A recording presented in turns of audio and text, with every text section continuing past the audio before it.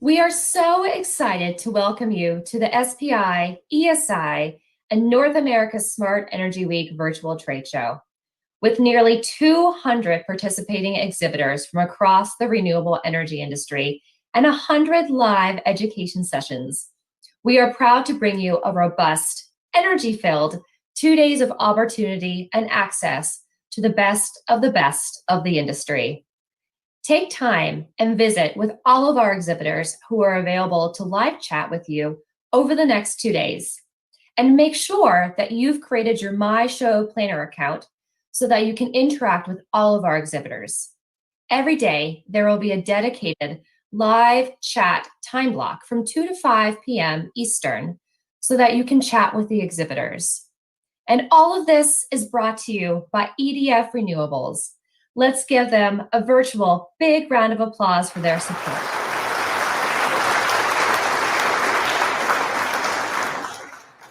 Now, we would like to recognize each of our sponsors for their support not only for SPI, ESI, and North America Smart Energy Week, but also their support to the industry. They truly contribute to the quality and success of this event. With that, our one and only highest sponsor at the megawatt level, SolarEdge. Also, be sure to check out and explore SolarEdge's interactive 360 virtual booth experience. You can easily access it from their virtual trade show booth, as well as here on the homepage of the virtual trade show. We'd also like to recognize our kilowatt level sponsors, Doosan Grid Tech, LG, EDF Renewables, Black & Veatch, and Jinko Solar. And for our watt sponsors, Baysfield, Eaton, Block Energy. Our premier sponsors, Enerbank USA, Nearmap, and Veritone. And for our supporting level sponsor, Solar Ranch Development Company. We are lucky to have some of the best-in-class industry partners any organization could ask for. We'd like to give special recognition to the California Fuel Cell Partnership, the eMERGE Alliance, Forth, and Solar Energy International, whose continued partnership has ensured we provide industry-leading content across the entire renewable energy landscape. Our industry partners play a key role in the success of SPI, ESI, and North America Smart Energy Week, and support our efforts to bring renewable energy industry professionals together to open the conversation about what is impacting the industry, best practices, and more. Now, stay tuned and watch this short instructional video that will walk you through how to create your My Show Planner and successfully navigate our virtual trade show so that you can see exhibitor demonstrations, access collateral, and even live chat through the virtual business cards that have been added by each exhibitor.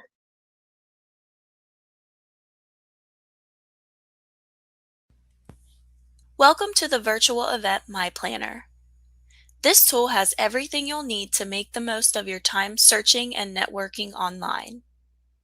While exploring the online directory, you can save exhibitors, products, documents, contacts, webinars, and more. With a My Planner account, you can access exclusive content only available to My Planner users to make the most of your event experience. Creating an account is easy. Simply click the Create Your My Planner option and complete the registration form. Select Yes under the Connect with Exhibitors section to share your name and email with exhibitors you add to your planner. Select Create Your Free Account and you'll be all set to start exploring and saving resources. The online directory includes everything you'll need to explore the event. This intuitive layout allows you to access the search bar, quick links, and a couple of different ways to view your search results. The quick links allow you to quickly access important areas including new products, featured companies, webinars, and special offers. Click into the search box to see all available search options, including a broad keyword search, allowing you to explore a variety of content simultaneously. For example, when searching audio, you will see search results pulled from various content areas, such as exhibitors, product categories, show features, brands, and more. You can also toggle over to the Education menu option at the top of the page to use event-specific search criteria. Choose from two different options when viewing your search results. Option 1 is the grid view, which will present your results as tiles with additional information previewing the details page.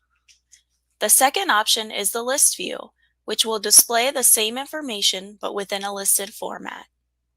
Click into the search results on either view to see additional details and options for adding this information to your My Planner.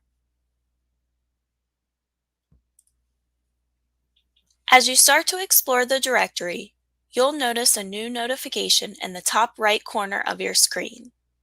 By clicking here, you will be taken into the MYS recommendation engine that will make recommendations based on event-specific activity. This tool uses AI technology to reveal what like-minded attendees are searching for to help you explore every avenue while attending the event. By clicking on the bell icon, you will see your own personal recommended results for exhibitors and education events based on your directory activity. You can click on these results to learn more, add to your My Planner, or dismiss them to make room for additional recommendations. The recommendation engine allows you to see your own personal list of can't-miss companies to start networking with. As you explore the directory, don't forget to save exhibitors, products, and other resources by clicking the plus sign icon.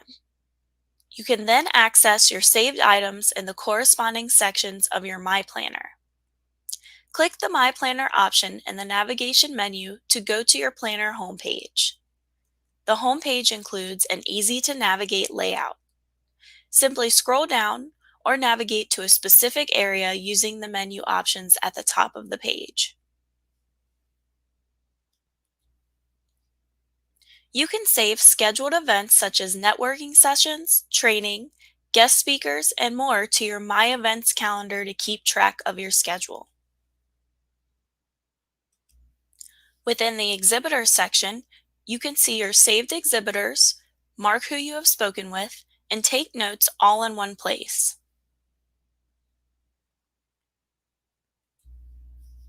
If you are interested in learning more about a new product featured on an exhibitor's listing, you can add them to your My Planner and they will be saved in your product section. Save press releases, white papers, brochures, case studies, links, and other items uploaded by exhibitors in your collateral section. Documents can also be downloaded and saved to your own personal device. Explore show specials to save special offers such as discounts and giveaways that have been posted by exhibitors. View virtual business cards and save them to your contacts section. You can also reach out to these contacts via email through your My Planner account. Your recommendations section will list your own personal recommended results based on your directory activity. It's that easy. My Planner has everything you need to maximize your virtual event and networking experience.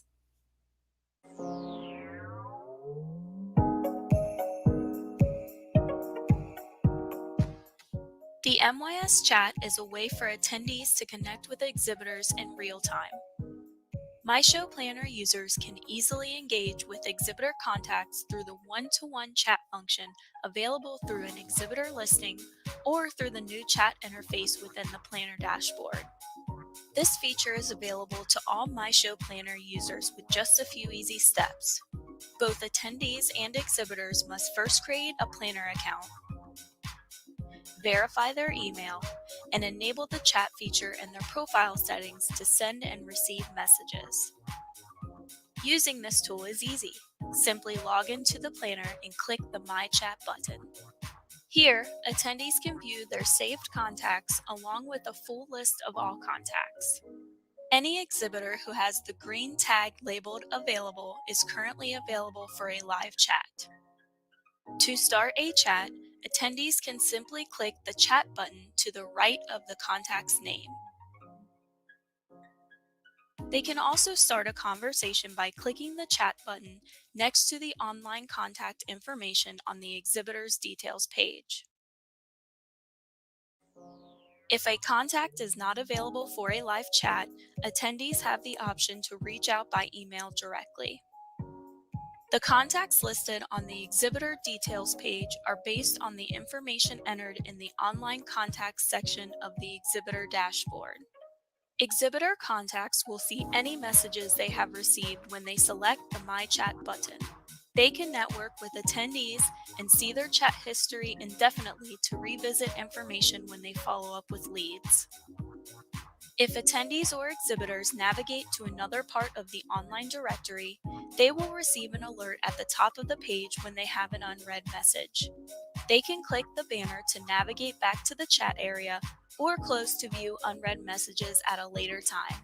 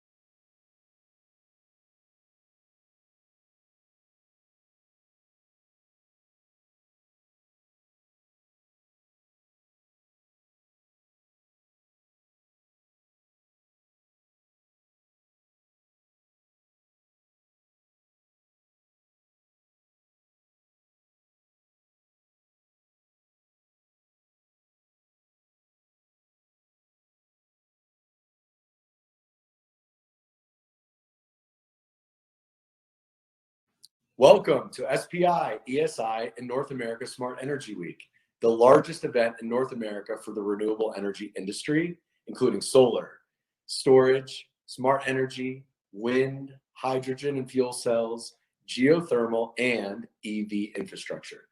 Thank you for joining us from your home office. I'm Jared Leader, Manager of Industry Strategy at Smart Electric Power Lines.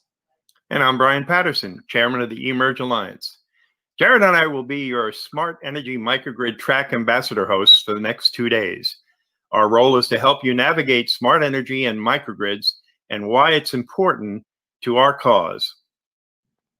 SEPA has a very specific role in the journey towards carbon-free.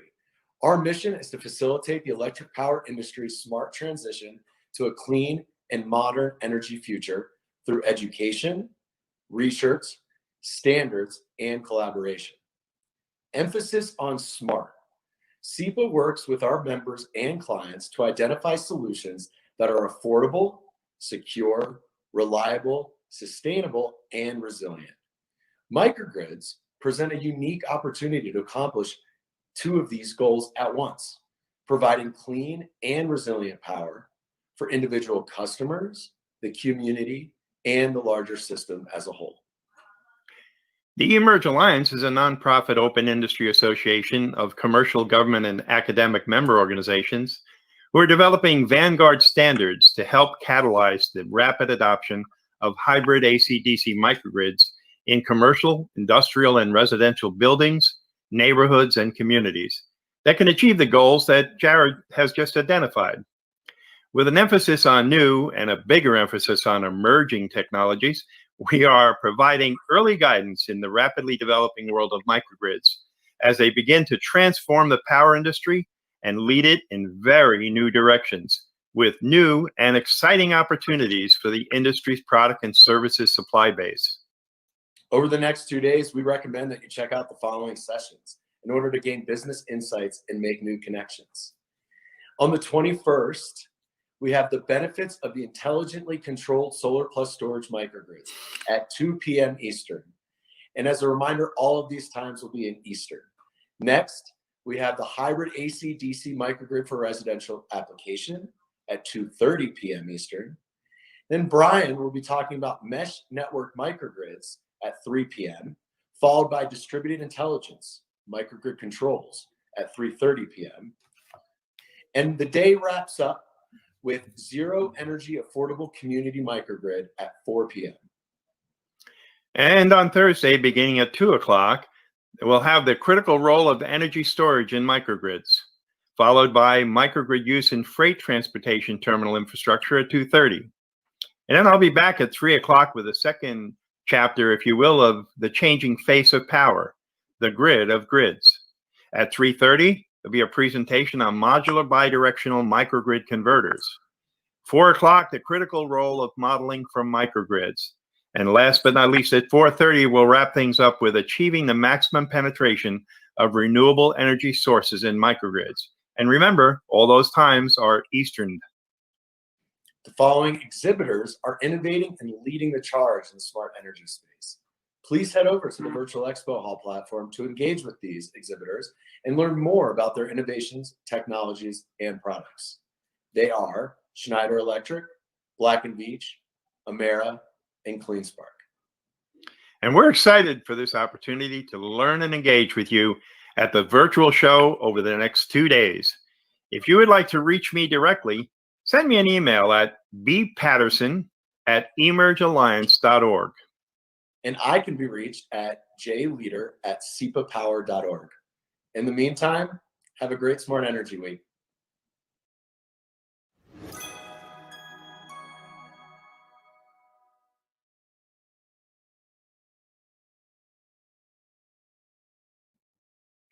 Hello, my name is Catherine Von Berg, the CEO and President of Simplify Power, and I am appreciative to be here today to talk about a really important area in the energy storage industry, specifically the critical role that energy storage plays in microgrids, both on-grid and off. I will give you a short background of our company, some of the market indices and drivers for energy storage and microgrids specifically, go through some of the challenges globally around access to energy, some installation examples that we have worldwide that really demonstrate the role that microgrids can play, certainly in partnership with utilities, but also off-grid and for C&I and residential as well. So again, thank you. And just briefly, Simplify Power is a company that founded in 2010 with the intention of really solving six overriding issues around access to energy. And those are to create resilience and security by providing customers access to power 24/7, solve the intermittency of renewables, increase renewable generation in both urban and rural areas in both developing and developed countries, reduce reliance on fossil fuel generation, decreasing greenhouse gas emissions and CO2 that are driving climate change, and deliver power to the 1.2 billion people, that was in 2010, probably about 900 million people that are marginalized around the world simply because they do not have access to energy and live beyond the grid. And finally, create opportunities for sustainable economic development, innovation, and job growth. And that is certainly an important factor behind microgrids and the role that they can play in job creation, offsetting CO2, and really harnessing energy storage to optimize. So in 2010, given these overriding goals, we really decided to stick with a newer innovation in lithium-ion chemistry. Under that rubric, there are many different lithium-ion chemistries, and today, as in 2010, when we see fires and explosions, thermal events concerning batteries, it typically is related to cobalt, and cobalt is in lithium-ion batteries known as NMC and NCA. We decided to leverage a newer innovation in lithium-ion chemistry, the lithium ferrophosphate, thereby eliminating cobalt, the dubious supply chain behind cobalt involving child labor out of the DRC primarily, but also to eliminate the hazards and risks with cobalt. From our standpoint, if you're talking about leveraging energy storage to create security, how can you put the customer, the end user, at risk by fundamentally using a toxic, unstable chemistry? So that is where we began in 2011-12, began to work with the Department of Defense, specifically the US Army and Marine Corps, to deploy systems that could operate efficiently and safely in very hot climates, first and foremost, Afghanistan and Iraq. As a company, we began to develop expertise to build in energy storage to optimize and offset diesel for generators, and then began to build in solar and wind, really microgrids, nanogrids that were built in containers pulled behind Humvees. That really got us our start, and we looked at batteries as fundamental building blocks. And as we went into 2013-14 and on to today, we still see the batteries as fundamental building blocks that can scale up to hundreds of kilowatt hours and megawatt hours from 24, 48 volt up to 800 or 1,000 volts. So again, our focus has really been on safety for the end user, and proving out our technology. We are one of the few energy storage companies today that have been in the field with deployments for over the course of 10 years. And we've really looked to simplify the entire process when we think about access to energy, security, and optimizing any generation source. We are in over 40 countries presently and are continuing to grow. So going into some of the problems, again, that energy storage stands to solve. Escalating energy costs all over the US and certainly all over the world is a real consideration.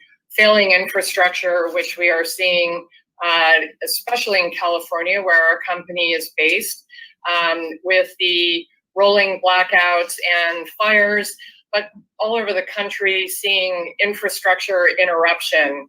And how do we create access to energy and security with these disruptions and failing infrastructure?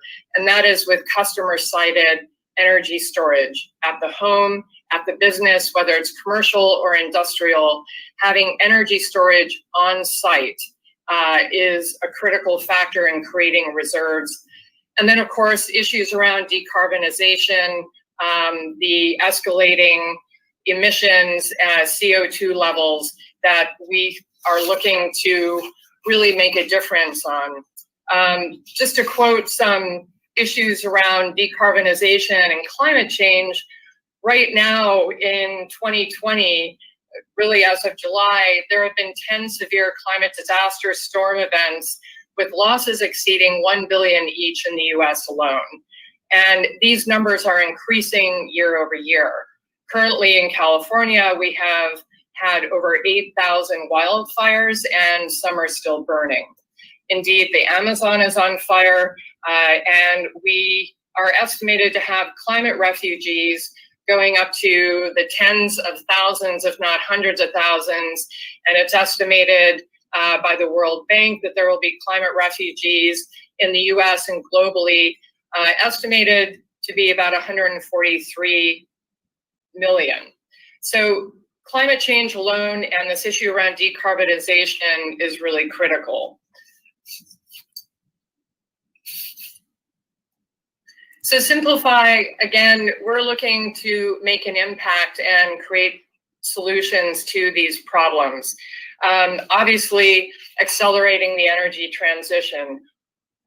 One of the important factors that needs to be remembered when it comes to renewables, energy storage, and looking at top-down centralized models of energy and delivery is the $5.2 trillion in global subsidies estimated by the IMF.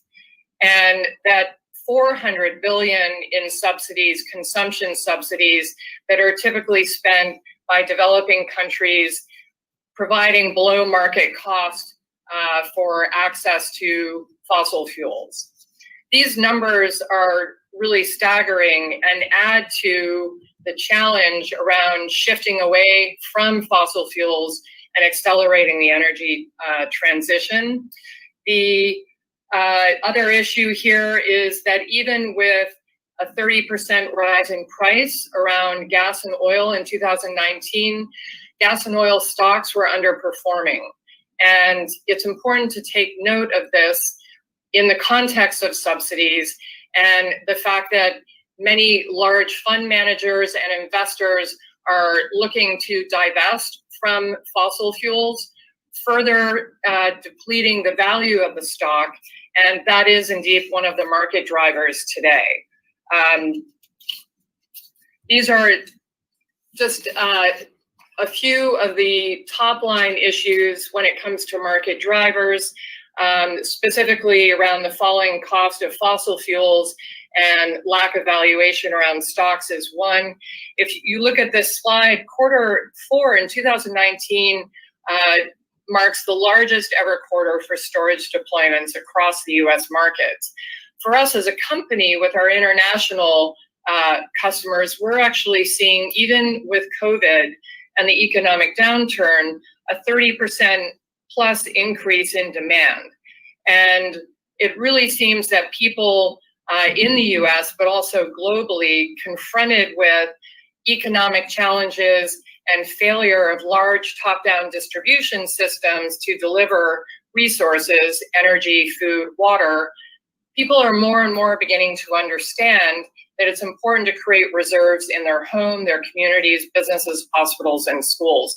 And we're finding that this, in addition to the economics and policy and climate change issues that I'm outlining, that this need and drive or recognition of the dependence people have on access to energy through top-down centralized systems, the way to address that and create security is to have reserves, energy storage in their homes. There are enormous opportunities using energy storage for economic benefit, for security, again, emissions offsets. For us as a company, looking at this slide, we are always focused on the customer, and so the end user. And it'll be important to keep that in consideration when I go through some of the deployment stories to show examples of microgrids that we have built. Really looking at the end user, but that means that we also work with utilities, not utility scale, multi-megawatt hour systems, but working with utilities in emerging markets around virtual power plants, distributed assets that can be aggregated with software platforms with utilities, deaggregated when there is a catastrophic event. These are, of course, some of the applications and certainly the use cases that generate cost savings on a daily basis beyond building in the reserves as backup power, but the peak shaving opportunities, the time of use rates, and of course, shifting loads and certainly eliminating the duck curve over solar generation during the day. So I'll get into some of the case studies, again, to really illuminate some of the hybrid models that are possible with microgrids. And looking at the economics as well as some of the other benefits like the carbon offset, security, and access to energy beyond the grid. So these are schools in Hawaii, 256 schools that required air conditioning. There were walkouts because of extreme heat as early as 2012 and 13. The challenge was that the upgrade to the facilities was an estimated 1.7 billion, just under, and that adding air conditioning exceeded the antiquated buildings that were very often built, some in the 50s, 60s, and 70s. And what some of our partners realized in looking at this initial study with the price tag of $1.7 billion is that they came up with a hybrid and built microgrids that just supported, that were dedicated to the air conditioning units, that cut the budget from 1.7 billion to about 100 million. Still a lot of money, but it enabled projects to break ground and get started. Today, over 1,300 classrooms and 88 schools on the islands have had air conditioning installed as of December 17, and the storage has helped offset costs for the schools and their energy costs by about 6% year over year. Another example is a microgrid deployment in Northern California, a self-sustaining organic farm. And the primary goal for the farm initially was to create zero carbon footprint and to have security when the grid went down. This is in PG&E territory with planned power shutoffs as well as unplanned, and of course the risk of fires. To eliminate the farm's carbon footprint, there were many different distributed assets throughout the microgrid at different buildings on this property. Simplify has both 48-volt installations as well as high voltage containerized solutions, working with software, Halo Technologies that developed a site controller that creates a kind of an open market between all the different assets, from solar generation, different battery installations, and also hydrogen production. Hydrogen production is being powered by excess solar generation, again, thereby solving the duck curve, and the hydrogen can be used immediately for a fleet of hydrogen cars, but also long-term storage for winter months when generation is less. This is another example of a microgrid in Hawaii. It's an airport used by the National Guard, and they needed to provide power upgrades for new lighting systems and communications equipment. The challenge was to accommodate the increase in energy load and power the airport's 8 hangar bays while avoiding high costs of electricity upgrades, but also avoid trenching and construction for new power lines. So the 46 kilowatt microgrid using solar arrays and 80 of our 3.4 simplified batteries for a total of 272 kilowatt hours. The outcome was to avoid all the costs of trenching and adding expensive distribution lines and the infrastructure required for that. The system can be easily expanded as new power requirements come online, and the large generator was essentially put to rest. This is an example of a microgrid in Northern California, Governor Brown. People may recognize him. The challenge here was the ranch is off-grid, and the cost, again, of trenching lines and extending power was prohibitive. So we needed to look at about 2,600 square foot ranch house, plus other types of assets on the farm, including car charging, a working barn with equipment, etc. And so here we built in 14 kilowatt hours of, 14 kilowatts of solar generation combined with approximately 92 kilowatt hours of storage. Again, the outcome was to avoid trenching expensive lines. The ability, again, because our technology is very scalable, even over time, and indeed, since this was installed, you see the top picture, that was before, and then expanding the entire system to add storage is highly possible. Projects like these are examples of what people are doing off-grid, but we've also worked with utilities that are providing these solutions where the utility owns the asset, and I'll give an example of that in a moment. This is a project that is replicable in many ways from a cost perspective. but also energy security, low-income housing project, and a installation that allowed solar generation with battery storage, and it allows people during normal times to offset their usage with solar credits on a monthly basis, but it provides a emergency hub during times where there are power outages and climate disasters. And so this has been a great model as we look at other microgrids, creating those resiliency hubs for buildings, but also the communities where those buildings are located. Again, this is something that utilities, and we are working with utilities in other states on projects like these, in addition to Pepco and Exelon. This is an example that I mentioned with regard to Governor Brown's project. Instead of residents owning the assets, the utility, NL, purchased the assets and installed these very small systems, what you see on the left with a simplified battery, very small inverter charge controller with a small solar array on these homes in Chile, up in a mountainous town. And so the families were spared having to spend precious dollars on diesel for generators, their only source of power. And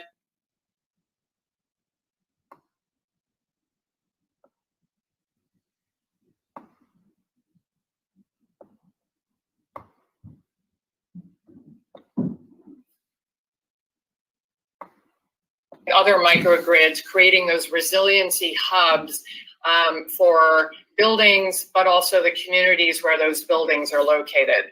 Again, this is something that utilities, and we are working with utilities in other states on projects like these, in addition to Pepco and Exelon. This is an example that I mentioned with regard to Governor Brown's project.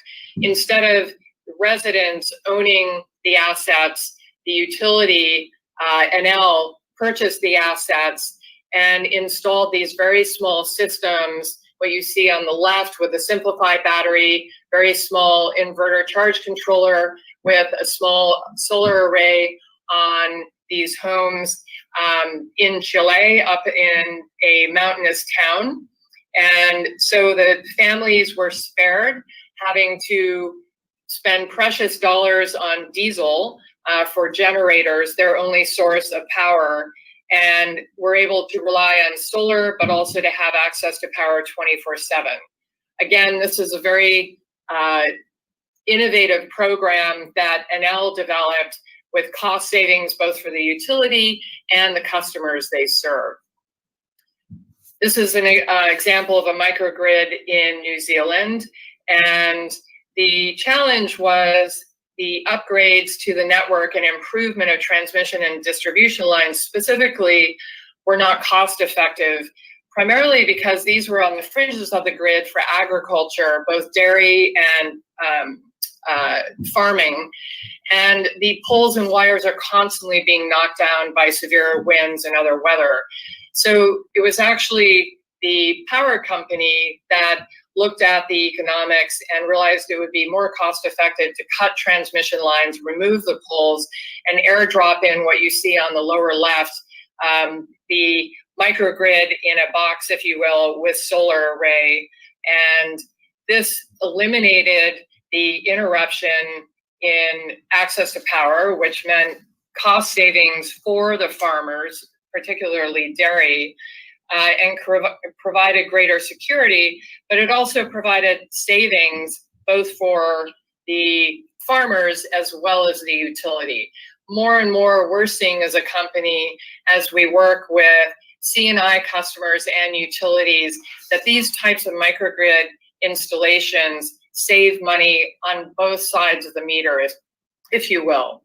And very often with software these days, what we consider in front of or behind the meter is very much being blurred, specifically when we think about virtual power plants and aggregating distributed assets. So I will stop there and I will be available for questions. And I, again, appreciate the opportunity today.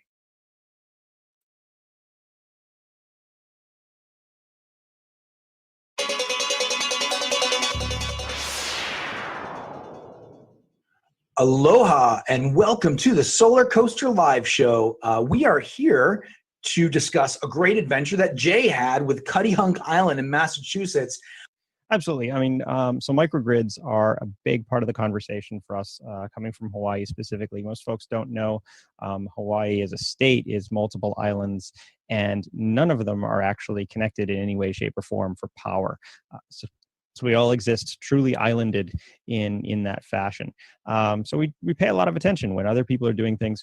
Cuttyhunk Island is actually off the coast of Massachusetts, has only about 180 electric meters, population that explodes through the summer, but then goes way down and in the wintertime, and they have always run on diesel power. So I went there to check out their new solar and battery system.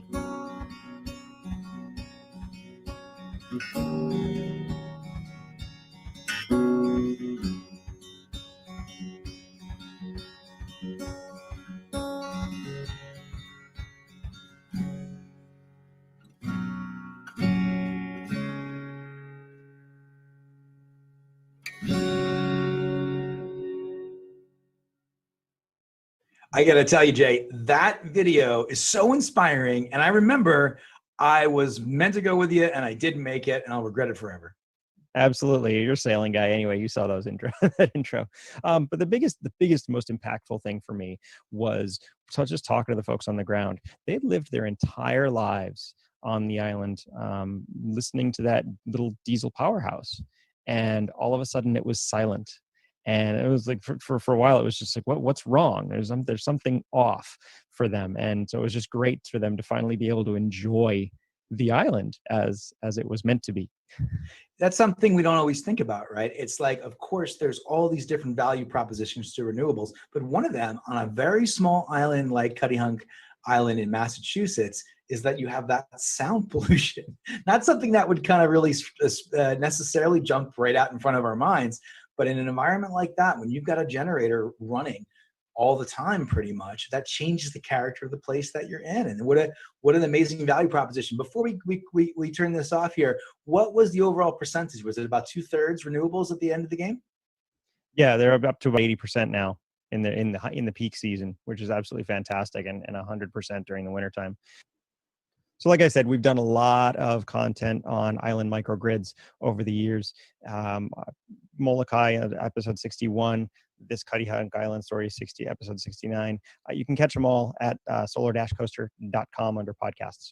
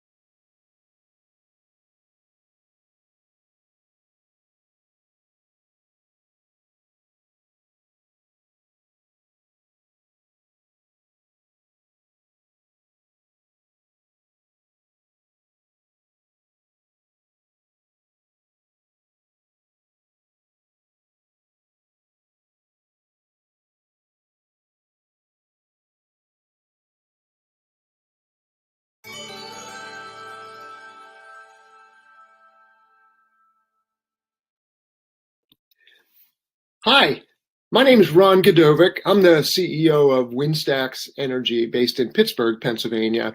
Thanks for viewing our slides today. I'm going to talk to you about one of our projects that I think you're going to be very interested in learning how we are combining small wind energy and solar and battery storage with DC distribution in running a trucking terminal in the Midwest. So stick with me, and I'll be happy to take questions at the end. Windstacks Energy manufactures the largest vertical axis wind turbines in the United States. Our patented design has over 2 million operating hours at this point. We've done projects for the past 10 years as far away as California and Virginia, but mostly in the Midwest. Our turbines have a very small footprint. They're silent, and they can accept wind from any direction. That makes them very easy to site in locations that normally you could not install a wind turbine for height restrictions or sound restrictions, etc. Our turbines, as you can see here, 60-foot, these are 60-foot turbines, 8 of them at the entrance to Pitt, Ohio, in Parma, Ohio, just south of Cleveland. As you can see, they make a pretty grand statement at the entrance to their company's commitment to renewable energy. These turbines are made of steel and aluminum, and even the foundations are helical piles. So these are, in fact, the only 100% recyclable wind turbines currently on the market. Pitt, Ohio is a family-run trucking business based in Pittsburgh, and for the past 35 years has continued to grow throughout the Mid-Atlantic and Midwest into really what considered to be a leader in regional and national logistics services and sustainability in the transportation industry. The company has been an early adopter of advanced distribution energy resources, or DER, as we know them, really using renewable energy at its terminals to help achieve its sustainability goals. The Pitt, Ohio Cleveland terminal that we're going to talk about today applies the best practices in LEED certified construction and renewable energy production at its newest terminal. But this is the company's second terminal to use a major wind and solar based microgrid in collaboration with WindStacks. Pitt, Ohio previously worked with us at its Pittsburgh, PA terminal, here based in Harmarville, PA. While the Harmarville trucking terminal had a modest 50 kW solar panels and two 60-foot WindStacks vertical turbines and about 60 kWh of battery storage, Parma, the facility south of Cleveland, takes this to a whole new level. This project is approximately 10 times the scale of renewable energy and takes distribution throughout the facility rather than just an area in the trucking terminal as it was in Harmarville. So the microgrid really combines solar and wind energy with battery to power interior and exterior loads throughout the entire facility. Awarded several U.S. patents, that high voltage DC distribution to the fixture design uses renewable energy with maximum efficiency. Utility power is available seamlessly as a backup, and excess renewable energy is sent to the grid. Wind and solar production combined with massive energy storage capacity allows the terminal to function autonomously, independent of the grid, essentially indefinitely, as long as there's wind and sun.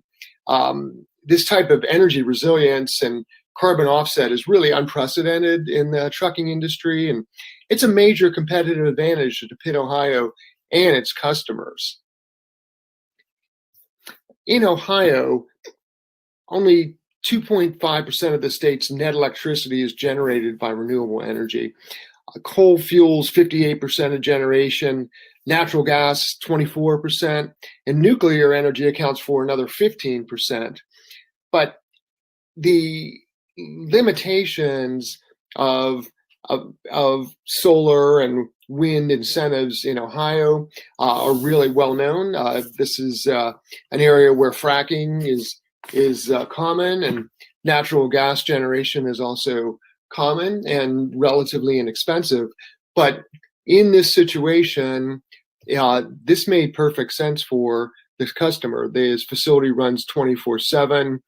They want the resilience of not just hours of backup.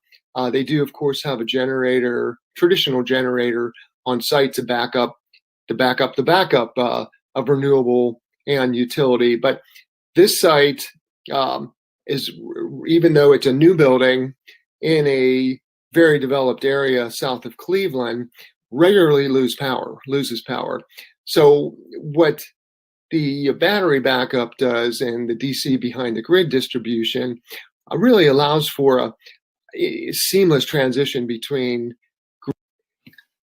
Our microgrid systems design follow a architecture and goal of what we call prosumption. That is that you want to generate, store, and consume as much renewable energy on site as possible, relying on the grid as a backup. So wind and solar combined is an excellent mix, because wind and solar have opposite production cycles, both daily and seasonally. So, for example, in the Midwest, when solar is at its peak in the summer, wind is actually at its lowest. However, in the fall and winter and spring, wind is at its highest, while solar generation is at its least efficient. So these two cycles play out even daily. There where wind is better at night, in the morning, and solar is ramping up, wind is ramping down. And as you can see in this graph, the combination of the two, while we are operating lights, for example, and on the distribution side, which is typical when lighting is needed at night, we are using that stored renewable energy for the lighting loads. So it is a bit of a complicated graph, but at the end of the day, excess consumption is sent back to the grid. That can vary throughout the year, but these systems do have a very attractive return on investment, in addition to the comfort of tremendous battery backup capability. We were able to work early on with the building owner and architects, even to help orient the building for an optimal solar configuration for an east to west array design. East to west is really best, we have found, for storage, which prefers the longer charge cycle, just like a longer discharge cycle than a traditional south-facing panel would be. We were also able to specify the roof paneling that let us use no racking, minimal roof penetrations. We kept those to only 8 on this entire building, and S5 clips, which also are efficient. At the entrance to the facility are 8 60-foot Windstax vertical axis turbines. These turbines are under the height restrictions, which is important. Traditional windmill could not be used here. We're only 3 miles away from Cleveland Airport, and also just across the street is a residential area.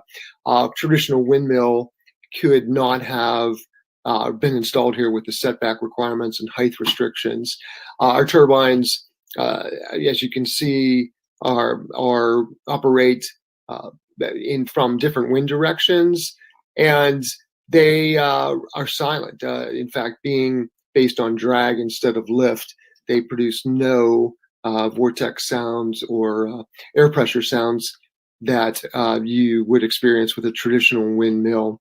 And importantly to our customers, because we manufacture them here entirely in the US, we can customize, and we do customize our frame colors, and these wind turbine rotors are actually wrapped in 3M airplane quality wraps with the company's logo on them. This, as I mentioned before, Pitt, Ohio is a very vocal leader in trucking and sustainable energy. So they like to show off their renewable energy investments, and these 8 turbines make quite a statement as you enter this facility in Cleveland. This project uses Samsung batteries, a total of 1 megawatt hour lithium-ion batteries, in fact, with a 250 kW power rating. The cabinet that these batteries and the entire battery management system are housed are out in the parking lot of the facility. The cables are run underground to a renewable energy room inside. But the beauty of these cabinets in this setup is they are completely self-contained. Each quadrant of batteries has its own HVAC system. Each quadrant of batteries, and in fact, each stack of batteries has its own fire suppression system and many other safety mechanisms and monitoring that goes on with these batteries. The voltage on these batteries are approximately 800 volts. So that allows us to take in the higher voltage of the solar and wind turbines into one central location. Again, because we were able to work with the architects early on, we consolidated all of the renewable generation and conversion and distribution into one central renewable energy room. That's a luxury that few of us have, but it does make for a very neat and consolidated approach to where you put your power electronics. In the renewable energy room, we reserve the center of the room for the power electronics and DC distribution bus overhead. The perimeter of the room we use primarily for distribution, fire safety controls, and the HVAC system. This room has its own self-contained HVAC to keep it cool. All of these components actually could have been outside. They are rated, have the NEMA ratings for exterior installation, but we choose to install these components inside whenever we can. So the solar system uses a 500 kilowatt charge controller, and we also have a distribution that converts the battery power from its variable voltage in the 700, 800, 900 volt range to a steady 380 volt DC output to a distribution bus. The heart of the system is a 250 kW bidirectional inverter capable of the grid tie, which allows for net metering, and also allows the system to call upon utility power if the renewable energy can't keep up with demand. In the renewable energy room, we consolidate the wind and solar generation into their own controllers. On the top, you see the 8 WindStax wind turbine controllers that are made by WindStax Energy. Here, they contain your fuses, disconnects, lightning arresters, and remote control. So we can control each turbine and each individual generator of the turbines remotely as needed. And the PV remote combiners are on the opposite wall, where we have 8 disconnects for the roof-mounted arrays with fused disconnects, of course, lightning protectors, and the carport array, which is an array off to the side of the building where there's a carport. Also part of the power control system, we installed a 84 kW rectifier that is a 480 volt AC grid tie to 380 volt DC to the grid backup. This unit is used for service, really. Normally this unit is off, but if we need to take the renewable energy system down for maintenance or service or for any other reason, we can tie directly to the utility to power the loads through this rectifier. So that's a full system backup. This rectifier, in addition, is tied to an on-site generator. So once again, the levels of resilience are important to this customer, and the redundancy in the system is here. Not shown in this slide is a 30 kW inverter that we have. Not all of the lighting, exterior lighting we could get in DC. So we do convert our 380 volt DC to 480 volt AC to operate all of the exterior lighting at the facility as well. All warehouse, terminal, and maintenance building high bay lighting fixtures are powered by the 380 volt DC bus. This also includes an outdoor pavilion, the exterior site lighting, which is stepped back to AC through our inverter, and the maintenance building uses this distribution all the way to the fixtures. These lighting fixtures also have motion sensors and timers on them, again, to improve efficiency. The rest of the building uses AC directly for the utility. So, for example, the forklift chargers in this building are tied directly to the utility. the geothermal system and building-wide HVAC systems are all tied directly to the utility and do not operate on renewables. However, the excess renewable production does, we have found in the past 3 months of operation, offset the other utility loads that are not on the renewables as far as the net metering goes. The entire office facility at this terminal also operates on renewables. Here we step down 380 volt DC to 24 volt DC fixtures in the offices, the restrooms, and the cubicles. Even the egress lighting operates off of renewable energy. Pitt, Ohio, like many of our commercial customers, takes sustainability very seriously.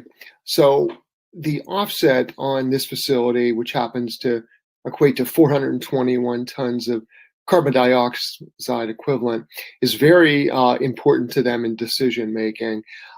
The sustainability thread flows throughout the entire company, all the way to the employee level. So these figures are regularly published, regularly updated, and really part of what has become the sustainability goals for this corporation. That's very common, as you know now, particularly with corporations who recognize that sustainability is part of the strengths of their company, of their portfolio, and their customers and shareholders are demanding more accountability in carbon offset. So I pulled some live data from the system at Parma in September to show you a typical September day cycle of the state of charge of the battery, here shown with the blue line, and the system current shown with the green line. So beginning left at midnight the night before to midnight the day of the subject day on the right, you can follow me here, that you can see that the system current was steady, actually discharging at night from the battery. As the sun came up in the morning, the system current increases fairly rapidly up to here over 300 amps. And you can see at the same time the battery state of charge, which we really try to maintain between 80 and 20% to maximize battery life, begins to rise as the solar energy begins to recharge it. You can see when the peak begins that the loads and the discharge rates drop back down below zero. So we are, this is showing the instance where the solar energy and wind energy at the time is not only has filled the battery, is operating the loads, and what's not shown on this chart as a third line, however, is sending excess power back to the grid. So several periods throughout the day, when the state of charge of the battery gets to a certain point, you can see the cycle click up, briefly charge the battery back up while operating loads, and then back down to a discharge mode. So this is a typical cycle that we see in our renewable energy microgrids. Yeah, so I know you might be thinking that renewable energy systems, DC distribution at this scale only work at large commercial and industrial applications. But I can tell you that we really built our company on installing smaller scale microgrids. We indeed have a handful of projects at the residential level using wind and solar and storage. We have some smaller C&I projects that do take DC all the way to the fixture. Now I know you're familiar with how popular backup batteries have become in a traditional grid-tied solar system now with Tesla's Powerwall, for example. But I would seriously consider taking it to the next level for DC distribution to the fixture.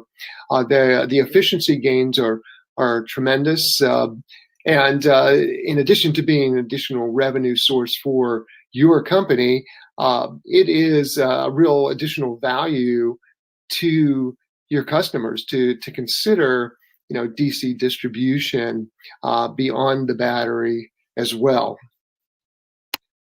On the other end of the spectrum, distributed energy resources can also benefit from this prosumption zero-first model. For example, in Pennsylvania, an additional 3.7% efficiency is gained by eliminating transmission and distribution losses where the electricity to come from the utilities. Ohio, that gain is up to 4.9%.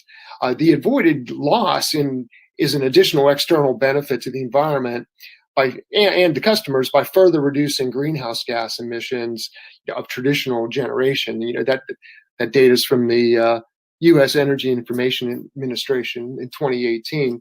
But as you can see below, the addition of vertical axis wind turbines at a solar field actually can increase the annual yield of this field upwards of 20 to 25%. So this is something that should be considered even at the DER scale. In closing, I'd just like to say that prosumption is an investment, and this is a message that you would want to pass along to your customers and your potential customers. Electricity will always trend up. The Department of Energy has shown us that since 2013, 6% trend nationally is the national average, 8% more in 2017, a 3% annual in 15 years is projected. So investing in the prosumption model with renewable energy certainly hedges your bets against future utility price escalation. As power plants continue to close and even natural gas generation takes over coal plant or even nuclear plant generation, the cost of capital invested in new facilities must be borne by the consumer, all the way at the consumer level. So this is something that we're not going to see changing anytime soon. It doesn't matter how inexpensive natural gas becomes. The fact of the matter is the capital investment in improving or changing the generation, to natural gas and the associated distribution are going to continue to rise. If you'd like to learn more about renewable energy microgrids, vertical axis wind turbines, or DC distribution to the fixture, please contact me by going to windstacks.com. On that webpage, you can also view many videos of our installations and a host of other frequently asked questions about our systems. In the meantime, thank you for joining us at North America Smart Energy Week, and have a good day.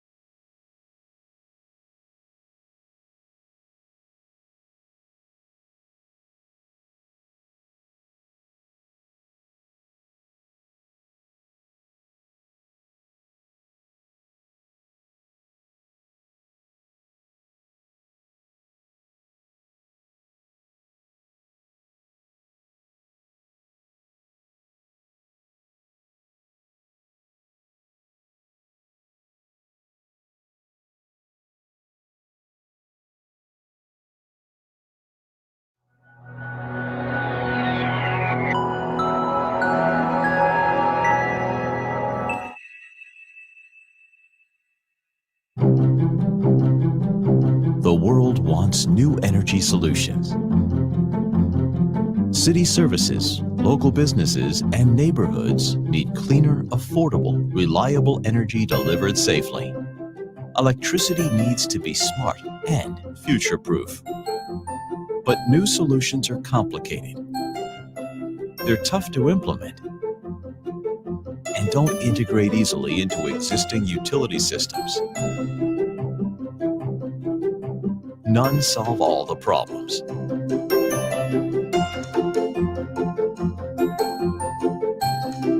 Until now.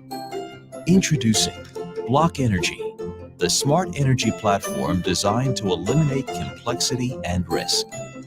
Block Energy is a world's first, a fully functioning power system with plug-and-play technology that's purpose-built to work with utilities, delivering safe, cleaner energy with advanced resilience. Block Energy's simple kit of parts is modular and scalable to adapt to changing requirements and growing communities. No customized engineering or design required. Here's how it works. The system connects local generation and storage throughout communities of all sizes in self-sustaining block loops, using smart distributed controls, able to operate independently and interoperate seamlessly with the local utility grid. As communities grow, Block Energy expands without disruption, delivering truly frictionless installation and operation. The result is the most advanced distributed local power available today for neighborhoods and communities. Block Energy is part of the Emera family, active in Canada, the US, and the Caribbean, with 2.5 million customers, $34 billion in assets, and over $6 billion in annual revenue, and now, makers of Block Energy. Military tested, Block Energy is delivering the new standard for security and resiliency on Kirtland Air Force Base right now. Thank you to our development partners, Kirtland Air Force Base, Sandia National Labs, and the Department of Energy's Distributed Energy Technology Lab for making Block Energy's pilot program a success. Local networked grids are the future standard of electricity. With builds in progress across the U.S., Block Energy is the future of energy delivered today.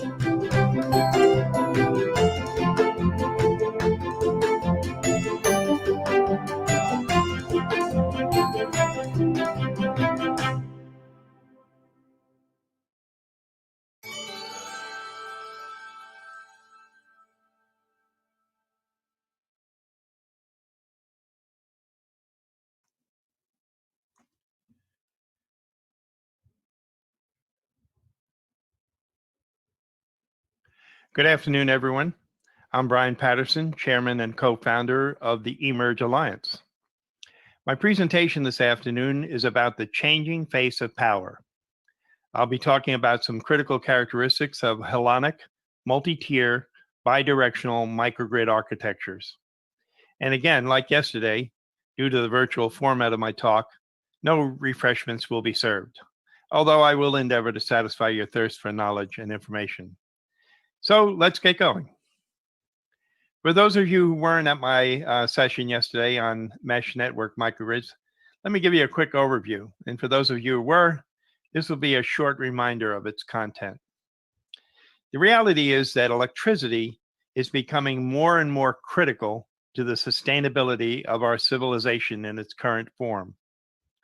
A few days without electricity can be a very disconcerting and even threatening experience. But a week, a month, or a year without electricity, it's hard to imagine the potential impact. Given all this, resiliency becomes just as important as environmental impact. They both can have long-term detrimental impacts on society. So we must take seriously the need to reduce vulnerability and maintain service to critical infrastructure. We need to prepare for large-scale events, and we need to share responsibility for community resiliency. It's a tough and demanding list, but remember the 5 R's at the top of this chart. You'll see them woven into the fabric of my presentation.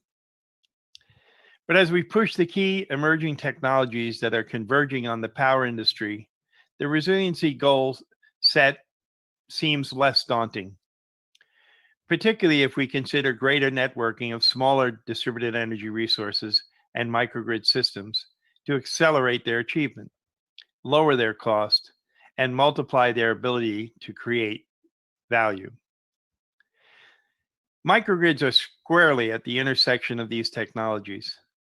Decentralized power systems can now take on a more distributed, but still large-scale role in providing electricity while reducing physical and systemic vulnerability, at least according to the President's National Infrastructure Advisory Council. They have an intrinsic ability to improve overall grid resilience. But what is it about microgrids that make them a better choice? Well, first of all, they spread out the objects of potential failure from damage in the system. Their physical isolation eliminates the potential for cascading impact on the rest of the system.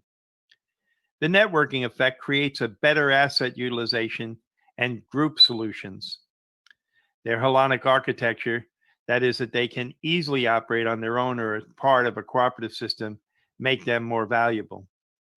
They can operationally island, the power system form of social distancing. Or maybe just think of them as putting all these virtuals together and helping eliminate the Christmas tree light string failure effect. Yesterday, I tried to make a case for transformation of the traditional electrical system to move away from a central station configuration to a distributed generation one. Look over the diagram at the left. Find where we are right now and ask yourself, which future is most likely? Centralized, distributed, or hybrid? And as a second thought, based on your view, will the system stay AC, move to DC, or become a hybrid? And think 20 or 30 years out. Probably the best embodiment of what we see is demonstrated in a relatively new platform offering from a company called Amera Technologies. Amera is a subsidiary of Amera Inc., a utility with $34 billion in assets and operations in Canada, the US, and the Caribbean.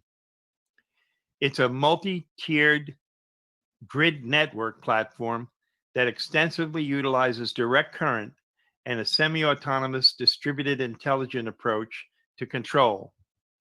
There's a lot more to it, and you can ask them for details. But this is an early implementation of, in my opinion, a grid of grids, perhaps the beginning of an internet or energy network. Amera is not the only one to recognize the advantages of this grid of gridded concept. Others are moving in the same direction, which leads me to make the following observations. There are three fundamental characteristics that are common to all of the grid of grid efforts that I've seen. They utilize some form of mesh or hybrid networking of microgrids. They employ the DC form of electricity, mostly to simplify the coupling of dissimilar sources of electricity, including its storage. And they move away from hierarchical control schemes to distributed semi-autonomous ones. A broadly accepted definition of the microgrid comes from the US Department of Energy. It contains four elements of microgrid as their main components. Two of them, the fact that they have defined electrical boundaries and that they are single controllable entities, are key to their being connected into new, more resilient network topologies. These primal characteristics immediately allow consideration of a wide range of physical and management topologies, including hybrid ones. The more paths available, the more inherent redundancy and the higher the potential for reconfigurability. If you envision each of the nodes in these diagrams as nanogrids or microgrids, it becomes easy to see which topologies are preferred. But microgrids can be very different from one another. So how can they be easily interconnected in a power flow way? Well, that relies on a few critical things being taken into consideration at their interfaces, mostly form factor and physical characteristics of the power flow itself. And this is what is driving system connectivity towards direct current, or DC. Why? Simply put, DC is simple. Voltage doesn't alternate, and it is a single mode without phases. And I'll get into more detail in the next few slides here. Even for the non-electrician or electrical engineer, the difference is pretty obvious. DC on the left, AC on the right. But why then was our 100-year-old electrical system built on AC technology? Well, since high voltages are more efficient for sending electricity over great distances, AC electricity had an advantage over DC. That's because the power stations could convert their outputs to high voltage and easily transmit them, and then again reduce them to safer voltages when they got to the point of use at homes or factories. Changing voltages is done in the system by the use of a transformer. The conversion voltages are directly related to the number of coil windings of the input and output of these connections, as shown in the diagram on the left. In an AC motor, you send power to the outer coils that make up the stator. The coils are energized in pairs in sequence, producing a magnetic effect that rotates the outside of the motor in a revolutioning manner. AC frequency, in this case, determines the speed of the motor. The AC coil transformer and the AC fixed frequency motor, with no effective equivalent in DC 100 years ago, caused the evolution of the grid to be almost exclusively AC over these past 100 years. There was a short period between 1920 and 1950 where over 2 million DC microgrids did pop up to help power rural America in the heartland, where the grid wasn't quite economical. No voltage conversion was necessary in these cases, as the wires were very short and therefore less wasteful. But the Rural Electrification Act of 1936 slowly closed down those microgrids, as they were never networked in a true grid due to their separational distance. Rural electrification was never very economical, but the FDR administration used the extension of the grid as a works program. So the cost was buried into the national debt and not directly recovered in the rate base. With all that being said, you might ask, what changed that makes DC useful again today? The basic DC voltage converter will take the current and pass it through a switching element that turns the signal into a square wave. This turns the signal into what is actually AC. The wave then passes back through another filter, which turns it back into DC signal of an appropriate voltage necessary. The key here is the switching transistor. It is the modern replacement or equivalent, if you will, function, or provides the equivalent functionality of the transformer in AC. Solar PV cells generate electricity, DC electricity, by the way, by absorbing sunlight and using the light energy to create an electrical current. There are many photovoltaic cells in a single solar panel, and the current created by all of the cells added together is enough electricity to be useful. And that's what we see in today's modern photovoltaic panels. Rechargeable batteries, where energy is stored electrochemically, are one of the most cost-effective energy storage technologies. For large-scale energy storage, there are a number of advanced battery technologies to consider, such as supercapacitors, nickel, lithium, lead acid, flow batteries, metal-to-air batteries, and so on. All of them, however, take in and export DC power. Power electronics is the application of solid-state electronics to the control and conversion of electric power. The power range in these devices is typically from tens of watts to hundreds and now even thousands. In industry, a common application for this type of technology is the use in variable speed drives that are used to control induction motors. If you want to know what kinds of other things depend on power electronics, I'd kind of like to borrow a few lyrics from the Broadway show Hamilton, sung by the Schuyler sisters, if you're familiar with it. They say, look around, history is happening. Look around at how lucky we are to be alive right now, in a time when just about everything, and these are my words, is going electronic. A lot of what goes on in power management today, however, has to do with synchronization of AC, both in terms of frequency and phasing. Failure to synchronize AC can directly lead to damage and costly results when you try to couple things together. DC is non-synchronous and completely eliminates this problem. This allows a major reduction in electronics used to interconnect elements of a system or to connect one system to another. The use of DC and DC power electronics is helping resiliency in more ways than this. It's allowing renewables and storage devices to be more easily connected. It's allowing native isolation that prevents fault migration. Switching can be done real time. Circuits become simpler and more reliable. Monitoring is improved. Networking inverters provide better reliable AC grid support.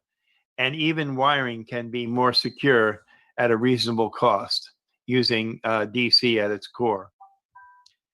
However, there's a warning here. Electricity can be dangerous without proper safeguards. And in general, we know that AC is a little bit more dangerous than DC at equal voltage and current. That's because when you get hit with AC, it tends to cause something called tetanus, and which is a prolonged muscle contraction, which makes it difficult to release yourself from the power source, whereas DC typically causes a single convulsion, propelling you away from the electrical source and reducing the potential injury. But in either case, AC or DC can be dangerous. So it's so being safe with electricity is a little more involved than just saying be careful. Protection methods like circuit breakers and ground fault interrupters and arc fault detection devices are part of today's safety protection apparatus.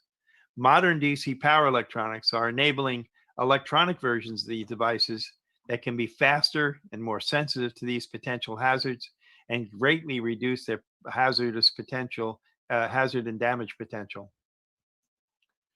And finishing off the list of growing considerations weighing heavy on the DC scale are future electricity loads, including electric vehicles, the Internet of Things, electroactive environments with augmented or enhanced reality, and the simple economic and population growth where people have the desire to use modern conveniences of these powered electronic devices. And I'll throw in one more wild card to add into the mix of DC considerations.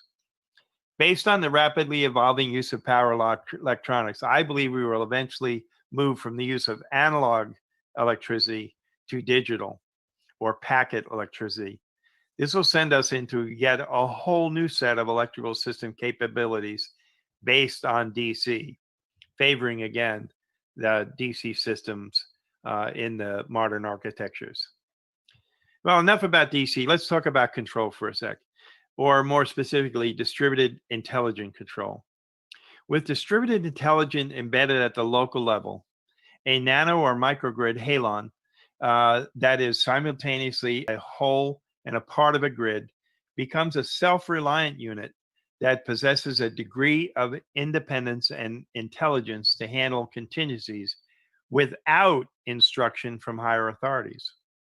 At the same time, it is subject to control influence, a kind of enlightened self-interest from one or more of these higher authorities.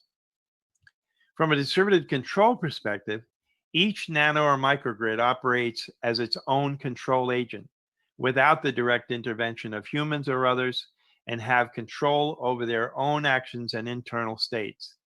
They can interact with other agents via an agent communication language, and they have the ability to perceive their environment and respond to it in a timely, real-time fashion, and take the initiative in goal-directed behavior resulting from communication with a collective distribution of intelligent agents that work cooperatively in the network.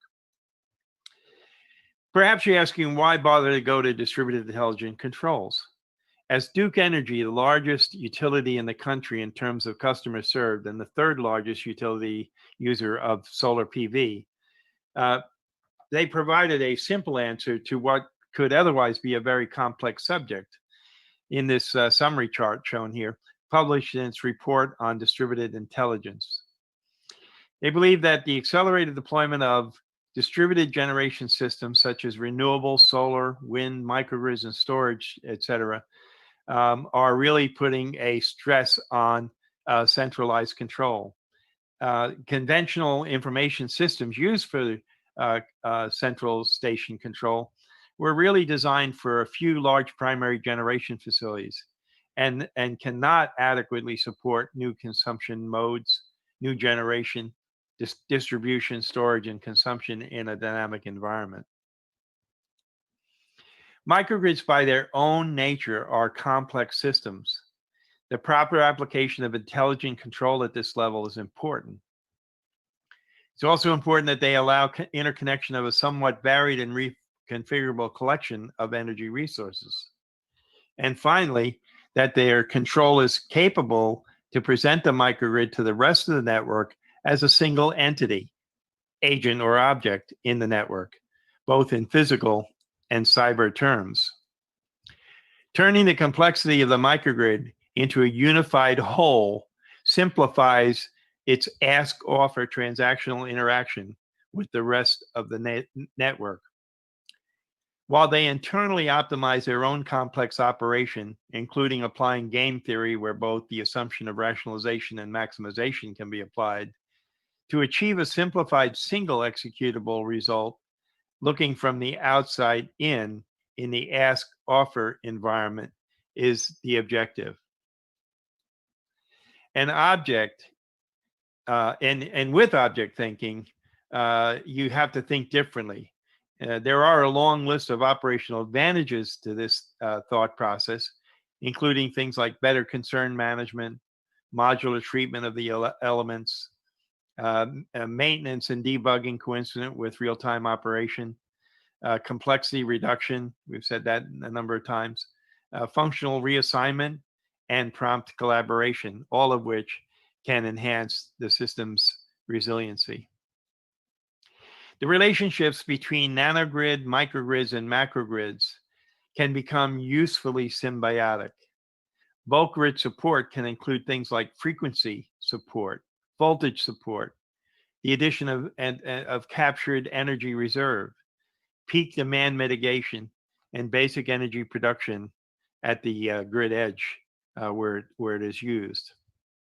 So to summarize, a grid of grids will recognize and promote adding new power capacity at the edge, better accommodate natively electronic load storage and generation, enable non-synchronous operation, employ the benefits of mesh topology, rely on holonic control architecture, and fundamentally enable energy as a service valuation. Once again, that's all the time we have for today, but I'd like to conclude by saying that the eMERGE Alliance continues to work toward completing new Vanguard power standards to achieve net zero energy buildings and campuses in a highly resilient neighborhood and community microgrid environment. The rest of the portfolio of standards work at eMERGE includes residential nanogrids, commercial industrial nanogrids, information communications technology nanogrids, EV charging infrastructure, indoor agricultural nanogrids, DC metering, and dual input AC-DC power supplies. The eMERGE Alliance is a nonprofit open industry association made up of commercial, government, and academic member organizations who are developing standards leading to the rapid adoption of these hybrid AC-DC microgrids. The standards facilitate greater energy resiliency and sustainability while maximizing the potential to use of distributed clean and renewable local energy. You can learn more about eMERGE at www.emergealliance.org, or for direct support, you can send us an email at help@emergealliance.org. The eMERGE Alliance participates throughout the year in SPI, ESI conferences and other events, including North America Smart Energy Week, the largest event in North America of its kind, where we have facilitated the demonstration of live microgrids that have provided power to previous face-to-face shows. In this year's virtual event, eMERGE is proud to co-host the Smart Energy Microgrid track along with the Smart Electric Power Alliance in this year's program. So thank you, and I hope that you stay connected and enjoy the rest of today's Smart Energy Microgrid presentations. And on behalf of all of us at the eMERGE Alliance, have a great day.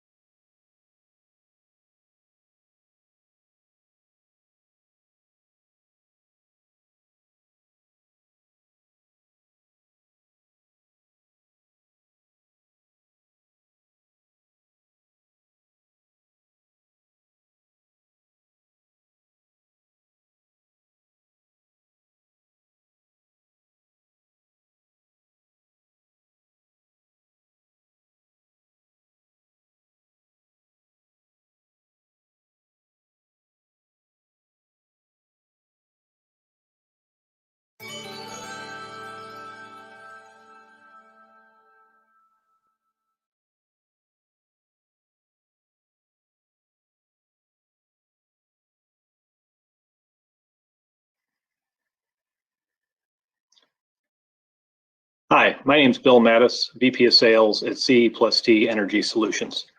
And today we're going to discuss some newer technologies for residential and commercial microgrids utilizing modular bidirectional power converters. For those of you not familiar with C+T, we're a global company based in Belgium, and we're named one of the best managed companies in 2018. In 2016, many of you may have heard of the announcement about us winning the Google Little Box Challenge. This challenge was a worldwide competition consisting of companies, universities, as well as individuals. And out of an extensive amount of testing, we were named the winner with the smallest working inverter. The unit you see on your screen, it fits in the palm of your hand and delivers 2 kilowatts of power. So what we're going to mainly focus on today is the grid and microgrids and how those can work together and what we can do to improve the resiliency of the grid, to our homes as well as our commercial and industrial facilities. So many of you have probably seen this slide before. It's the grid of the past, and it utilizes centralized unidirectional power generation, feeding our homes and businesses from central sources of power such as coal-fired, fossil fuel facilities, as well as nuclear facilities. So there's a number of problems that we've had with the grid, and when the utilities designed the grid many decades ago, there were a number of assumptions made about loads, storm surge, and other factors. These estimates, unfortunately, no longer apply. We're seeing increased demand due to our dependence on data as well as EV charging. We've seen deferred maintenance, and due to some weather calamities due to climate change, we're seeing a real impact on the grid, whether it's due to forest fires or hurricanes. Cyber attacks are also causing issues, and so developing a more resilient power grid is in everybody's best interest. Renewables are also adding some power quality issues to the grid, and so there are some technologies that can help smooth that out and make the grid more resilient and give higher quality of power to both residences and commercial applications. The number of power outages is also on the rise. In the US, even though it's known as having a pretty resilient power grid, is experiencing more outages and for longer periods of time. Companies and individuals are becoming more dependent on electricity, and we need to find ways to add resiliency to the grid and provide more secure power, especially during times of crisis. So this slide is giving you a little bit different view. This is the grid of the future versus the grid of the past. And this is dependent upon distributed power generation and bidirectionality. So you see a few different things in this slide that you didn't see in the other. One of the ones I want to really point out is the EV charging. You're hearing more and more auto manufacturers talk about coming out with EV vehicles only, and that is going to put an extreme strain on the utility grid. So we have to find ways to overcome that and allow us to have a greener environment and at the same time have a more resilient power grid. So there are two sides to the equation. What does the grid want from buildings? They want to see a reduced peak demand, a more level load, which will make it easier for them to distribute power. They're also looking for help reducing operating costs and keeping the time of use evened out more, more equal throughout the day. They're also looking for a rapid short-term response to managing renewables. Renewables are really causing some impact on the grid, which is difficult to manage. So any help that can be given by the buildings and thus the end users would be a big help to the utility. Also looking for ways to stabilize the grid in an emergency and prioritizing loads and basing it on critical versus non-critical loads. And any third-party investment is also welcome. And what are the buildings looking for from the grid? They're looking for an incentive for responding and adding this flexibility, lower electric rates, and a choice of products that fit their desires. You see many companies now advertising they will be reliant on 100% renewable energy in the next 5 to 10 years. That is, that's a great goal, but it does place a number of challenges on the grid and how we're going to integrate these microgrids with the existing grid. And of course, reliability and resiliency are keys. As we become more reliant on data, we need to make sure that that information flow is sustained. As 5G becomes more prevalent and autonomous vehicles, we're going to need to make sure that the grid is up and running at all times. And finally, power quality. Voltage sags and harmonics are causing problems with various types of equipment. So if we can even all that out and give a better quality of power, everybody wins. So this mutual benefit between both parties can be attained, and I'm going to discuss some technologies that can help achieve that. So when you tie microgrids into the utilities, that's one thing, but then also adding resiliency, this is not easy to do. So one of the methods or one of the products that we would like to offer to the market is the stability. This is a 30 kilowatt inverter. It's modular and can be expanded, and it offers a number of benefits due to its 3-port single box design. By tying in PV and batteries to the grid, you have a number of benefits from demand management to peak shaving and giving you a more resilient power supply that is also safe for equipment and getting rid of a number of the variances that you currently see.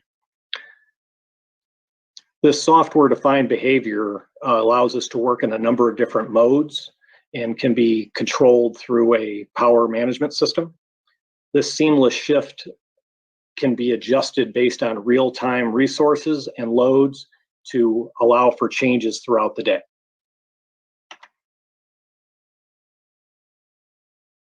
Here's another example of a stability installation utilizing 4 of the stability inverters. There are 2 different options available, a 2-port AC and DC option, as well as a 3-port.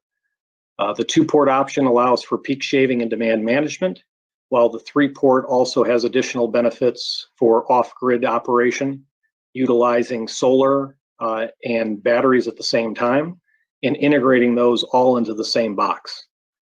That single box design offers a number of advantages over 2-box designs in the market, and just makes it much more simple to work with when you're integrating those with power management systems. It has a very wide DC voltage range from 100 to 1,000 volts, but it is optimized at 500 to 1,000 volts to get full power. You can operate the batteries and PV array at different voltages and sum those power supplies when you're feeding back to the grid. You can set that for a certain amount of PV that's available and add the battery storage on top of that to give you a certain amount of power delivered to the grid at all times. Another product that we'd like to propose is the Sierra module. This building block allows you to be extremely creative in your designs, and we have a number of partners that are utilizing this technology in applications from UPS backup to microgrids to portable electronics and power for power generation as well as vehicles. This multi-directional power converter consists of 3 ports. It has 2 AC ports and a DC port with a centralized DC buffer. This design allows for us to move power around through all 3 of the ports bidirectionally, and at the same time giving you 0 millisecond transfer time. This AC to AC connection gives you full double conversion and allows you to feed the load as well as charging battery at the same time with the same module. We can also take energy from the load and feed that back to the battery as well as to the grid in a regenerative braking application such as elevators. We also can use fuel cells and other types of battery chemistries for backing up the AC loads and feeding back to the grid. We are currently in the process of getting UL 1741 SA certification. And once that is completed, we will make an announcement. And so please keep an eye out on our LinkedIn site so you can get more information of when that feature is available.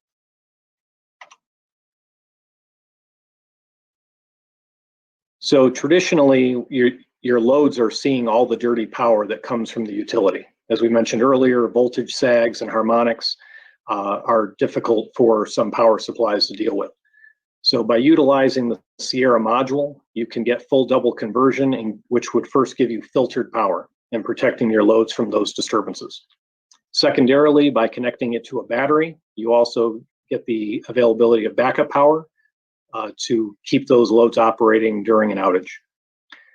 Due to the bidirectional nature of the module, it also allows for peak shaving and demand management, which can be very useful in cost savings for both residents and commercial applications. By utilizing a 2-port version of the Sierra module, which is a DC to DC converter, we can also connect renewables and convert from 380 to 48 volt DC, allowing for residents to have a smaller battery on site, but utilizing that 380 volt solar array on the roof. This modular design allows for redundancy and scalability, which means you can, based on your current loads, you can size a system, say for 20 kilowatts. And if you have an anticipated growth in the future of, say 40 to 50 kilowatts, you can just buy a bigger chassis and add modules as needed. So you're only spending money for the power you need at that given time. You don't have to rip and replace like other types of systems. And because it's modular, utilizing approximately 2.5 kilowatt modules, you can, if you do have a module failure, usually you'll have a redundant module which will keep your loads up and running, and at the same time have a very small amount of power lost during a module failure. These are also hot swappable modules and can be replaced by anyone. There's no special tools or trained technicians required to change out modules. So it works very well in remote applications where it's difficult to get technicians out on a call. We take those modules and we build them into systems as you see depicted here. This is a 100 kilowatt cabinet with battery backup, and it is fully scalable. We can also put additional cabinets together in parallel to increase the power in excess of a megawatt. There are a number of different voltage opportunities available, from single phase 120 to split phase 120 240, as you'd see in most residences, and then getting into the commercial and industrial arena with 120 208 3-phase, as well as 277 480 3-phase for industrial applications. We have 2 different DC voltages available, both 48 and 380, with 125 volt DC coming in the near future. These systems are scalable and can handle dynamic allocation of the AC and DC loads, as well as battery charging. So as your facilities may change from being maybe primarily AC loads today to maybe majority of DC loads in the future, this system has the flexibility to make that change over time. Due to the modular design of the system, you get full redundancy so that you can keep your system up and running for mission critical applications. And it can be operate as a 0 millisecond transfer UPS, so your loads would not see any glitch. We're utilizing this type of equipment in all these types of applications, from residential, especially high-end entertainment applications, to industrial applications where we're backing up CNC equipment, as well as tying in with a microgrid on site. We can also connect through a power management system through the cloud and be able to turn existing sites' energy storage systems into virtual power plants. The system is battery agnostic. We work with many different chemistries, so you can utilize the type of battery that best fits your application based on cycling requirements, backup time, and the types of loads that you're operating. So I want to thank you today for joining us to learn more about our multi-directional power converters. And we look forward to working with you in the future on your projects for both residential and commercial applications.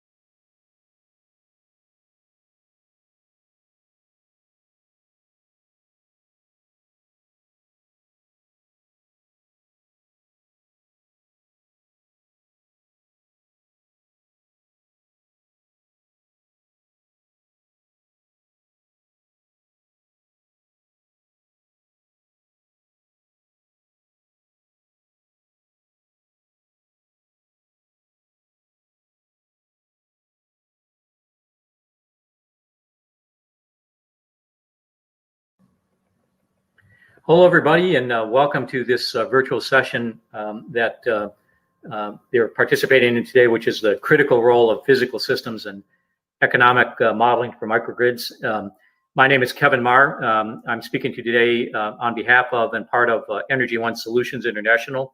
For those of you who know me, who have worked with me over the years, you also know that I've been involved with microgrids from the very beginning, from what is now considered one of the first microgrid kind of concepts on college campuses to data centers, which represent the kind of the extreme end of high availability, high reliability, and not so much for market participation, to clusters of microgrids for the Department of Defense and others, as well as research for the Department of Energy and others. So want to thank you for joining us today. And giving me an opportunity to explain a little. So let me tell you a little bit about Energy One and who we are and what it is that we're doing in this role of the physical systems and economic modeling that I'm excited to talk to you about today. I apologize again for the inability to be able to interact with you, which would make it more interesting. But for those of you who know me, you know that I've been involved with the concept of microgrids from the very beginning. In everything from campus microgrids to military microgrids, clusters of microgrids, data centers as microgrids, and you name it, on down the line there. And one of the things that we were heavily involved with, and we introduced this concept of a power digital twin, I did several years ago, which is based on creating a dynamic model of the power side of a microgrid or distributed energy resource in order to be able to see how it will perform.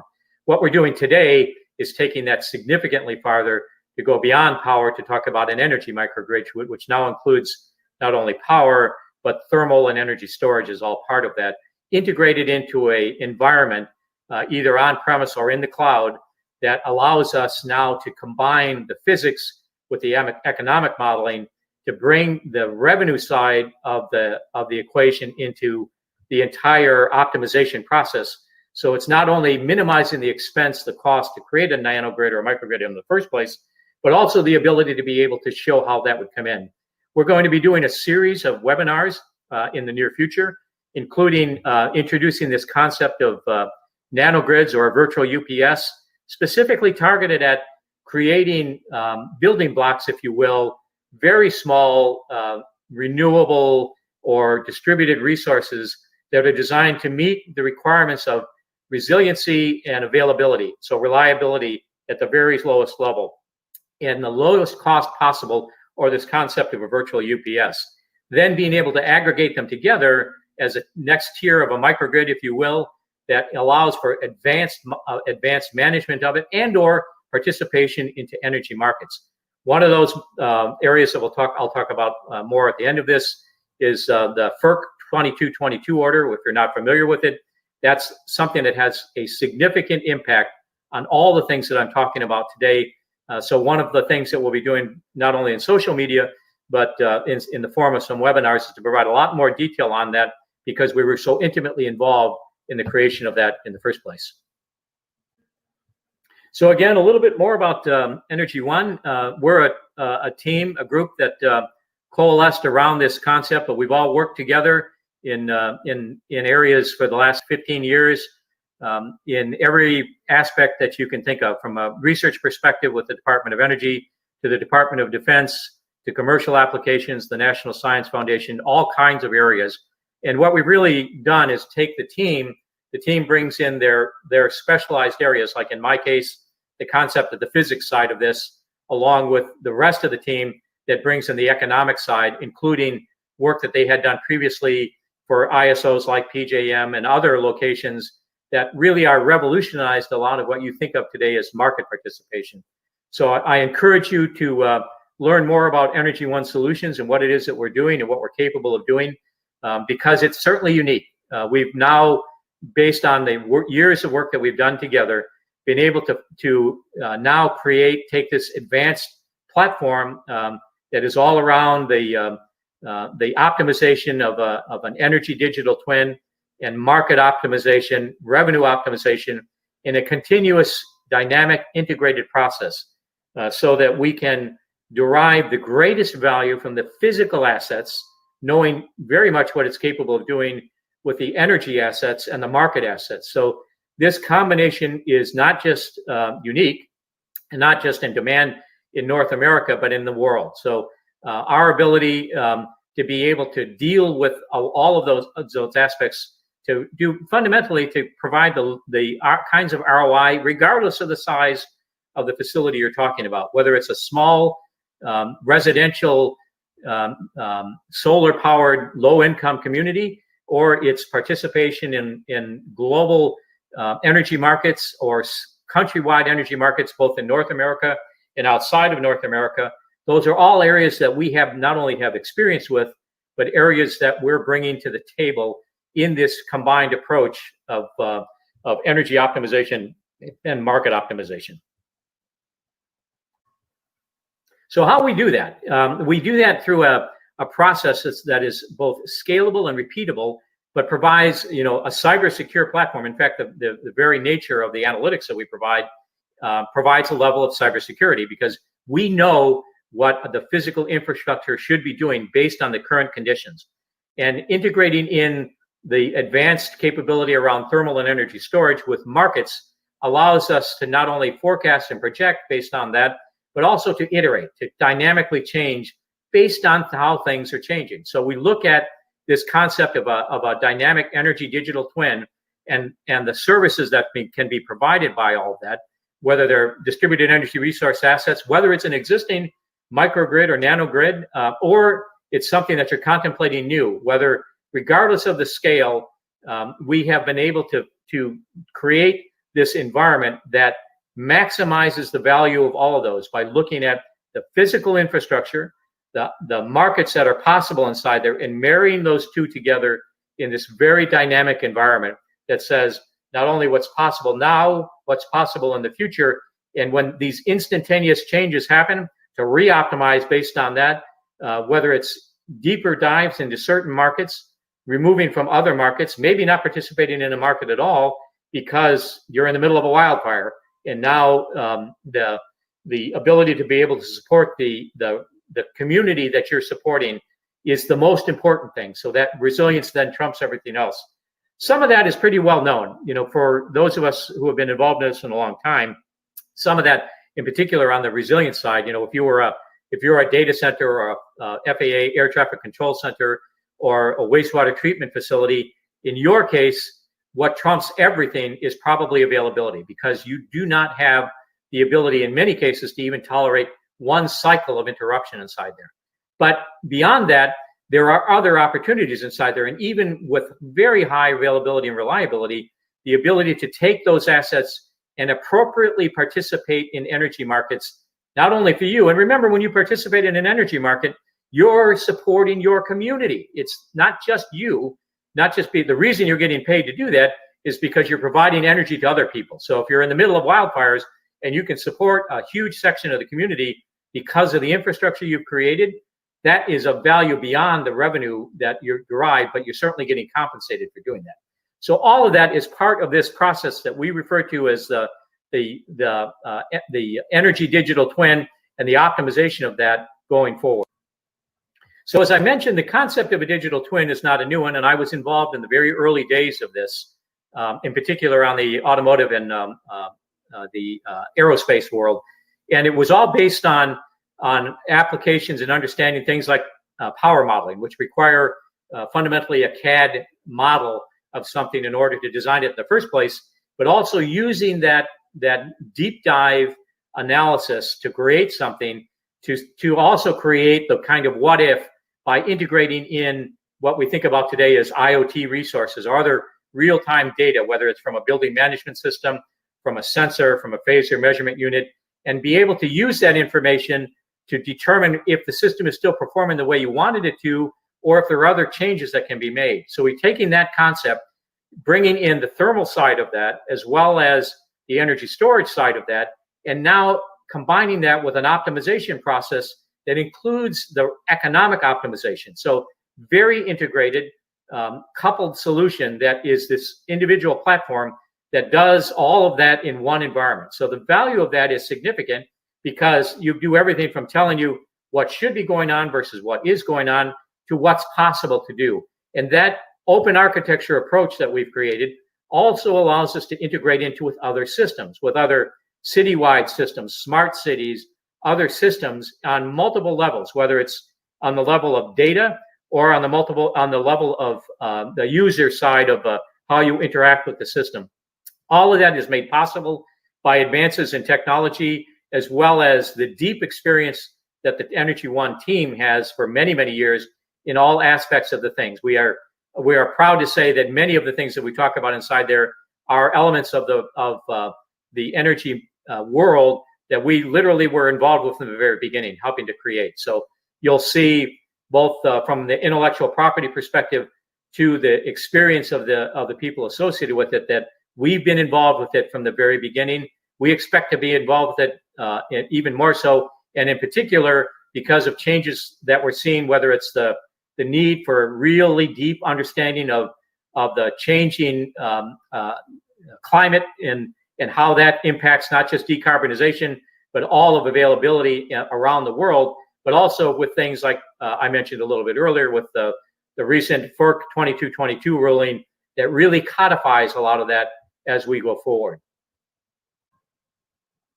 So one way to think about that is I'm kind of fond of Venn diagrams anyway, but let's talk about, the reason that it makes so much sense. The security of supply is what drives a lot of the decisions around the physics. You want to know that you have high availability, but what you're really looking for is where is the appropriate overlap between both decarbonization and probably, at least if not more important, is the financial sustainability.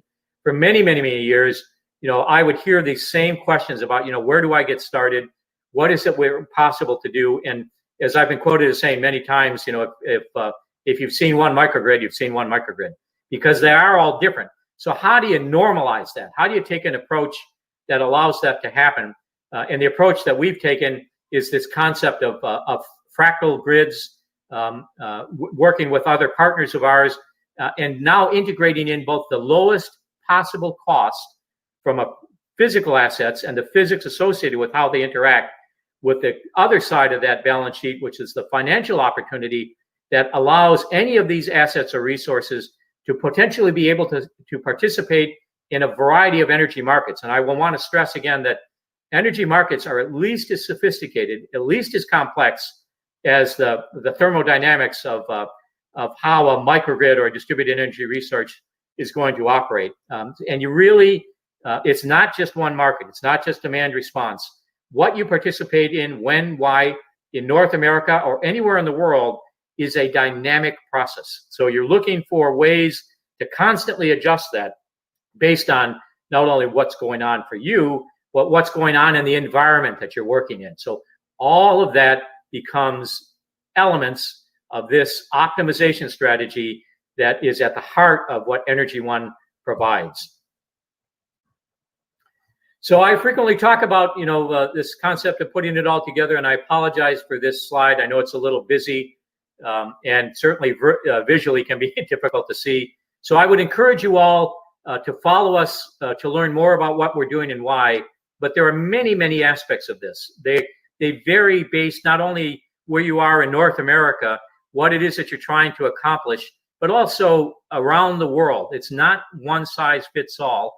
But if you look at it the right way, if you can break it into its lowest common denominator and have a scalable approach to not only getting started today, not waiting for 6 months, but being able to start today and look at how this strategically comes together for you and for everyone in the future, that's where all of this, the heart of what it is that we're trying to solve.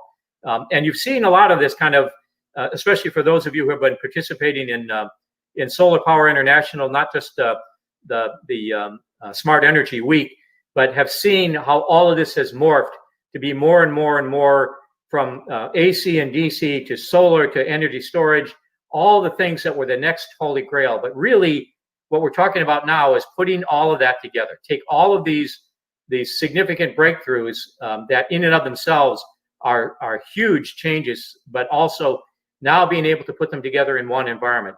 We believe, certainly based on the experience of the Energy One team, that day is now, that we finally have the opportunity to do that, and that recent events, in particular in North America, now make that not only a possibility, but a reality for everybody going forward. So as I mentioned, in summing it all up, it's this idea, I'm going to iterate or focus again on the idea that combining physics with economics is what we do. That's the fundamental thing that we have. And the reason is the cost side of distributed generation or microgrids is all about the physics. It's all about what have you got? What are you trying to do? What's it going to cost you to do it? Where is it located?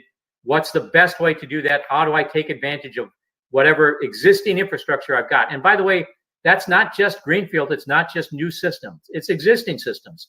So if you have an existing facility and you want to maximize the value of that, you need to know what's possible to do. You need to know what's possible to do dynamically. You need to know that as things change in your existing infrastructure, some things are no longer going to be possible. Other things are possible because of changes in the environment. But all of that is dynamic, whether it's because you've lost a load, you've lost a resource, you're performing a maintenance, you've got a cloudy day, you've got all kinds of things. What you can participate in and what, when, is something that you have to consistently re-examine on a go-forward basis, and you need to re-optimize on that. And that's particularly true now when you're talking about economic modeling, because in order to provide the economic modeling side of that digital twin, along with the power, the thermal, and the energy storage, you have the ability now to be able to look at what's possible and change the role that might be there right now, and not just for individual markets, but on a broad range of opportunities. And nothing, as I mentioned previously, demonstrates that more than the new FERC Order 2222. So I certainly look forward to talking to you all about that, what the impact that will have on certainly North America, but not just in North America. This is obviously something that is of great interest to everybody, but certainly in North America, it's now codified in the form of this latest FERC order. So I want to know, thank you again for your patience in yet another virtual event. I'm sure if you're like me, it's been certainly been a very difficult time. I trust that you're all being safe, staying well, and able to manage through these very difficult COVID-19 times. Thank you again to Smart Energy Week and all of the members and the supporting staff for putting all of this together. I am hoping to speak with all of you and many of you in person, hopefully next year and even sooner. Looking forward to that. I would encourage you to keep a lookout for updates and information on the Energy One team and what it is that we're accomplishing and all the efforts that we're putting into this. And I'll just also reiterate that this is a unique time, unique ability that we all have the opportunity to participate in. It's impacting everybody from the negative side that we see in the impact of levels of wildland fires in the west coast of the U.S. to flooding, maybe associated with the need for decarbonization in order to impact the global warming that we're kind of all living through, in addition to the global pandemic that we don't need to have. So all of that is putting more and more importance on the relationship of energy to the rest of the world. Because as I mentioned earlier, very little, nothing else happens without some form of energy. Whether you're burning a fire or lighting a lamp or anything, you require some form of energy. And our ability to be able to maximize what we can do under the conditions that we're currently being encountering, as well as dealing with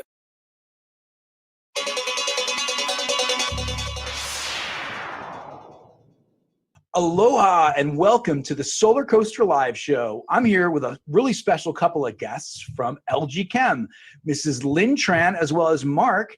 And Lynn, want to say aloha? Aloha, everyone. How's everyone doing today? Welcome to the show, Lynn. Thank you for joining us again. You've been on plenty of times in the past, and you brought over your tech guru. I can't remember his exact title, but Mark, you want to introduce yourself, Mark? Yeah, thanks so much for having me, Josh. Aloha. My name is Mark Chandek. I'm a technical sales specialist here at LG Chem. Lynn, why don't we start out with you? Tell us a little bit about yourself. Okay, first, tell us about who Lynn is, because we've been working together for years, but maybe not everybody knows you. And then help us understand what's going on with LG Chem and this new technology. Yeah, well, Josh, I've been in the solar industry on the solar coaster for about 5 years now, and been with LG Chem ever since launching our first Resu home battery here in North America. And now we're advancing as a battery manufacturer, as you would expect. Our technology has continued to advance, and now we're out with our Gen 3 battery called the Resu 16H. So it's definitely a great product. It's checking off a lot of boxes. Let's talk to Mark a little bit now, if we can. Mark, welcome to the Solar Coaster. Your first time on our show. Yeah, thanks again. But so very exciting, like Lynn said.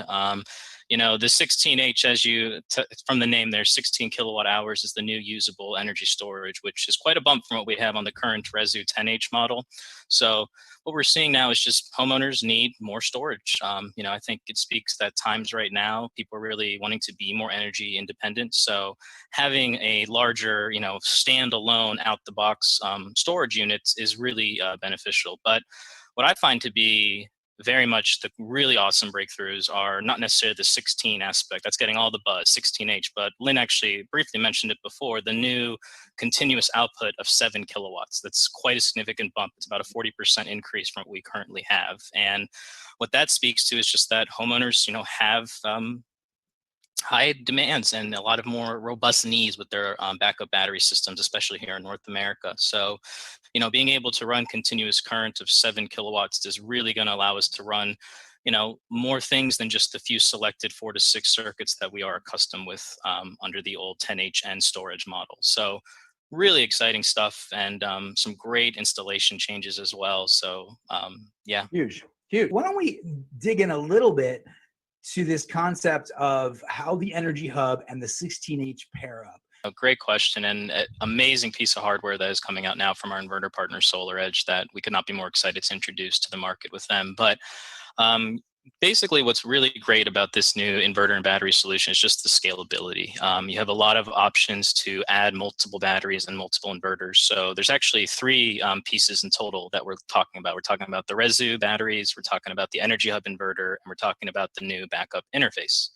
What's really awesome is you can hook up 3 inverters to 1 backup interface, and each one of those inverters can have 2 batteries. So 1 backup interface can support up to 6 total batteries. And I did want to comment on the power output. So how the Energy Hub actually works is you take the nameplate rating. So the 7600 model, for example, you take 80% of that and you use that figure to stack what your power is. So what you get out of the 7600 in backup is about just over 6,000 continuous. And what's really critical and what's great about this solution is it's all DC coupled. You kind of touched on this a minute ago. You know, it's unrivaled what you're able to now accomplish in terms of power and capacity in a DC coupled solution, which I think the market really does need right now.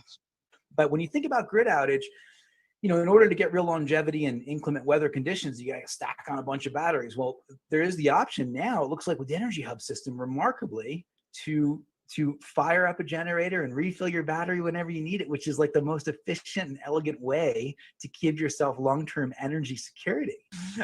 So, okay, Lynn, now what I'm really interested to learn about, with this new 16H, there must be some changes. Well, it looks very different, and it's intentionally so. So the anatomy of the Resu 16H is constructed such that one, it's floor mountable, so there's not so much of that heavy lifting going on, and then also it's broken up to be more modular.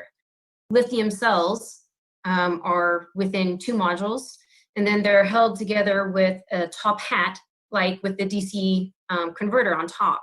So if from a serviceability standpoint, we went from Gen 2, which is no field servicing, to now a Gen 3, which is now you can pop the top and troubleshoot the power electronics. All right, so what is the game plan? What is the rollout game plan? What's your timelines look like? My guess is that there's a bit of pent-up market demand right now for this kind of technology out there across the country. Taking orders now.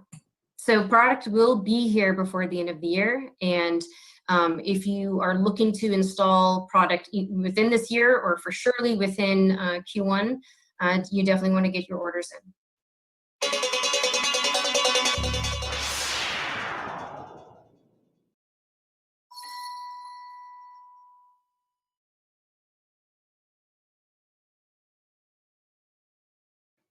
Well, first and foremost, the health and safety of our employees and their families, our customers, partners, and the communities in which we do business is of paramount importance to us.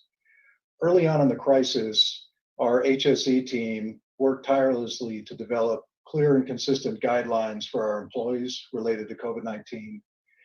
We've enforced preventative and protective practices across the board and have also adopted CDC recommendations relating to cleaning and sanitizing of our office locations and also our construction and operations sites. And at this time, other than employees involved in essential activities, meaning those associated with construction and operation of renewable energy facilities, our employee base is working virtually. On the business front, we're constructing close to 2 gigawatts of renewable energy facilities at this time for completion by the end of the year. And one area we're spending a tremendous amount of time monitoring is supply chain associated with key components. It's a very dynamic situation right now, and the situation is changing weekly, if not daily, as lockdown and similar type restrictions rotate around the globe. At this time, we remain determined to complete all these projects in 2020, but it's not a given. It's a very complex situation, and it requires innovative thinking day in and day out to work around the new challenges as they arise. On a positive note, we do see continued customer interest in procuring renewable energy. Our customers, for the most part, are taking a long view, and they're continuing on with their renewable energy procurement plans.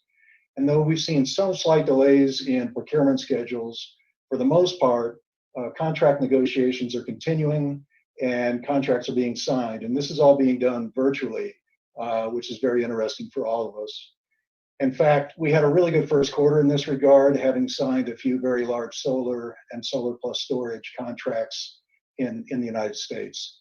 So the last thing I'd say is that our parent company, EDF, is a long-term company with a long-term perspective.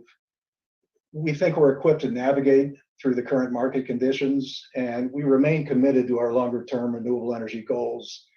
EDF Renewables plans to be there on the other side of the COVID-19 crisis.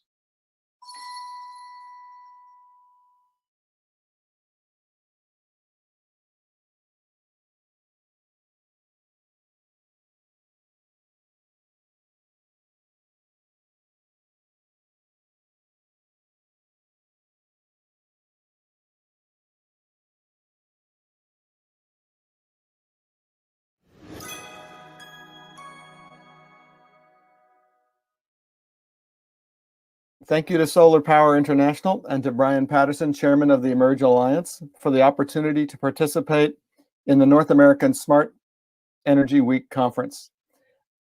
I'm Robert Cruikshank, and today's conversation directly supports Solar Power International's mission of networking and education to connect buyers and suppliers, and I look forward to hearing from attendees.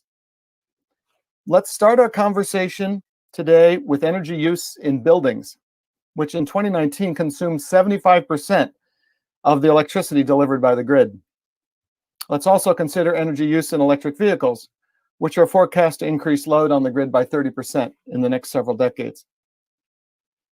Microgrids of buildings and electric vehicles are essential for transitioning to carbon-free renewable energy.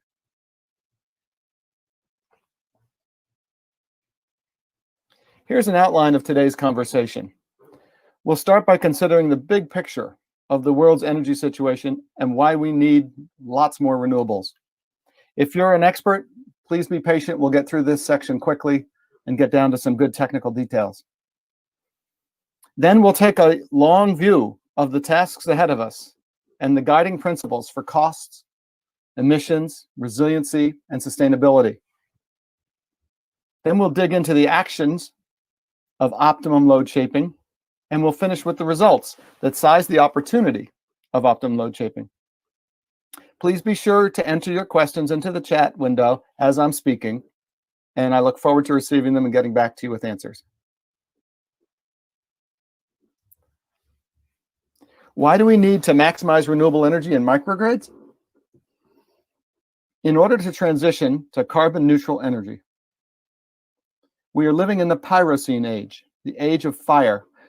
The last 10 years have shattered records for wildfires in the Western United States, and 2020 tops them all. As of mid-September, in California alone, over 3.5 million of acres have burned. That's 2,000% more year to date than last year. The burn area is larger than the entire state of Connecticut, larger than New Jersey.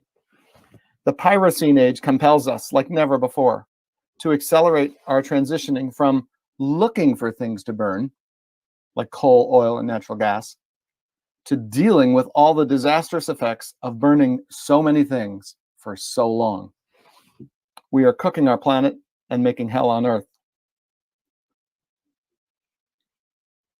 This image was made to appear bucolic, maybe even pastoral, if we think of a few sheep and sailboats. Don't let the marketers fool you.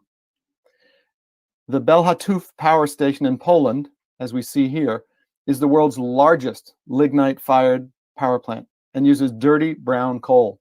There is nothing clean about it. It is the largest thermal power station in the world, and the largest carbon polluter in Europe.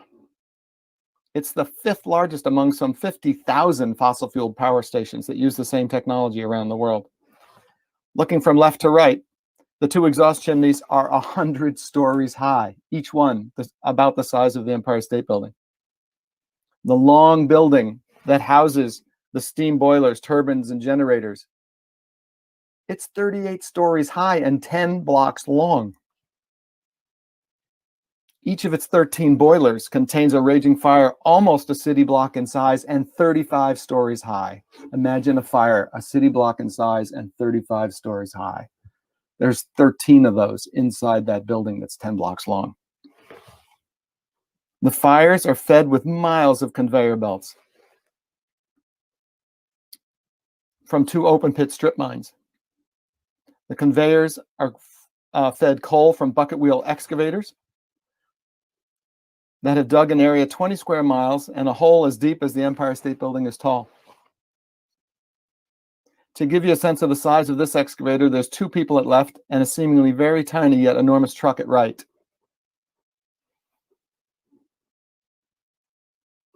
Each year, 40 billion gallons of water are pumped to the surface, about 10 times the total amount of water in Utah's Great Salt Lake. And a lot of that water is lost in the condensation process from these cooling towers, as you see here. In the US, a similar plant was recently shuttered called the Navajo Power Plant. It burned 140 rail cars of coal every day. Here's a global summary to put things in perspective. From an efficiency perspective, in one of these power plants, 1/3 of the energy from the fuel goes into the grid and 2/3 goes into the environment as heat. That makes power plants the single largest emitters of heat and CO2 emissions, more than transportation. In fact, 1/3 of all the heat and emissions in CO2 are created by power plants. And transportation is a close second, with buildings, industry, and agriculture making up the balance. Power plants use more water than anything else on the planet. More than 1/3 of our water is used by power plants, another 1/3 in irrigation, and about another 1/3 for everything else. Now let's look at the aging and failing grid. We've all seen power lines. Here's an example of a PG&E power line in California at left. It's actually held up in the air by a hook circled in red. Up high is an insulator. As you zoom in, you can see the insulator and the hook. Over time, as the wind blows, these hooks move around, they wiggle and wear. And you can see this hook at right has almost completely worn through and is on the brink of failure. One of these hooks did fail, which dropped an energized conductor to the ground, and that's what started the 2018 Camp Fire, which killed 85 people in California. These hooks are called C hooks, And you can see the dimensions at right where each little square is 1/2 inch. These 3-inch C hooks were purchased for 56 cents at the end of World War I. To put that in perspective, how long do we keep our cars before we decide they're too old to use? Now, the mean life expectancy of grid components is about 65 years, yet the mean time in service of devices is already 68 years, and some are in service 108 years, so it's no surprise they're failing. We must predict these failures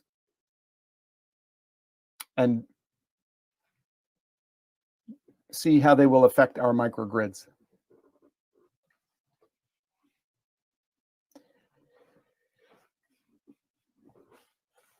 Let's take a look at weather forecasting for a little bit.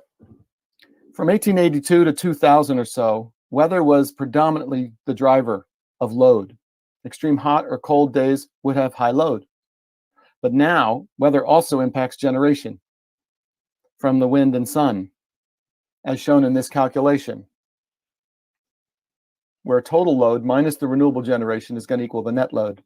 So any errors in forecast affect not only the total load, they can affect the renewable generation as well. To maximize the use of renewables, we start with forecasting the net load that will be met by thermal generation, such as coal, natural gas, and diesel power plants, keeping in mind events such as instantaneous load from British tea kettles during breaks in televised soccer games. This is known as TV pickup, and over 1 gigawatt of load is added when commercial breaks occur during soccer games in Britain. Thankfully, there are many ongoing improvements in the accuracy of forecasting, weather, load, and renewable generation. Accurate forecasts are critical for microgrid operations to ensure the maximum use of renewable energy. So let's summarize the United States energy situation, everything we just covered, in one of my all-time favorite diagrams, which clearly depicts all energy flows. Starting at the top in 2019, you and I and the rest of us Americans used 100 quads, or quadrillion British thermal units. That's 15 zeros. The beauty of this diagram is that all numbers can be read as quads or as percentages. The horrors of this diagram include the relatively low penetration of renewables and the inefficiencies of the electricity and transportation sectors. Starting at left, we see solar provided 1% of all the energy used in 2019. Hydro, 2.5%. Wind, 2.74%.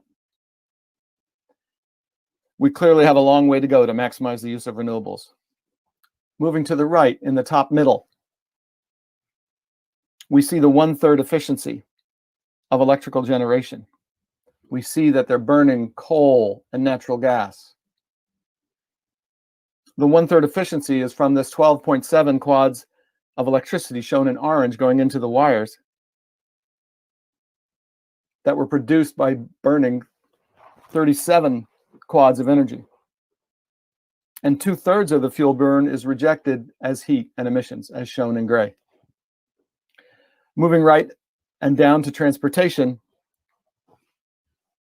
we see only 1/5 efficiency, where 22 out of 28 quads were rejected as heat. At far right, we have a summary. 1/3 efficiency of our energy economy is clear. And we see 2/3 of all energy rejected as waste heat.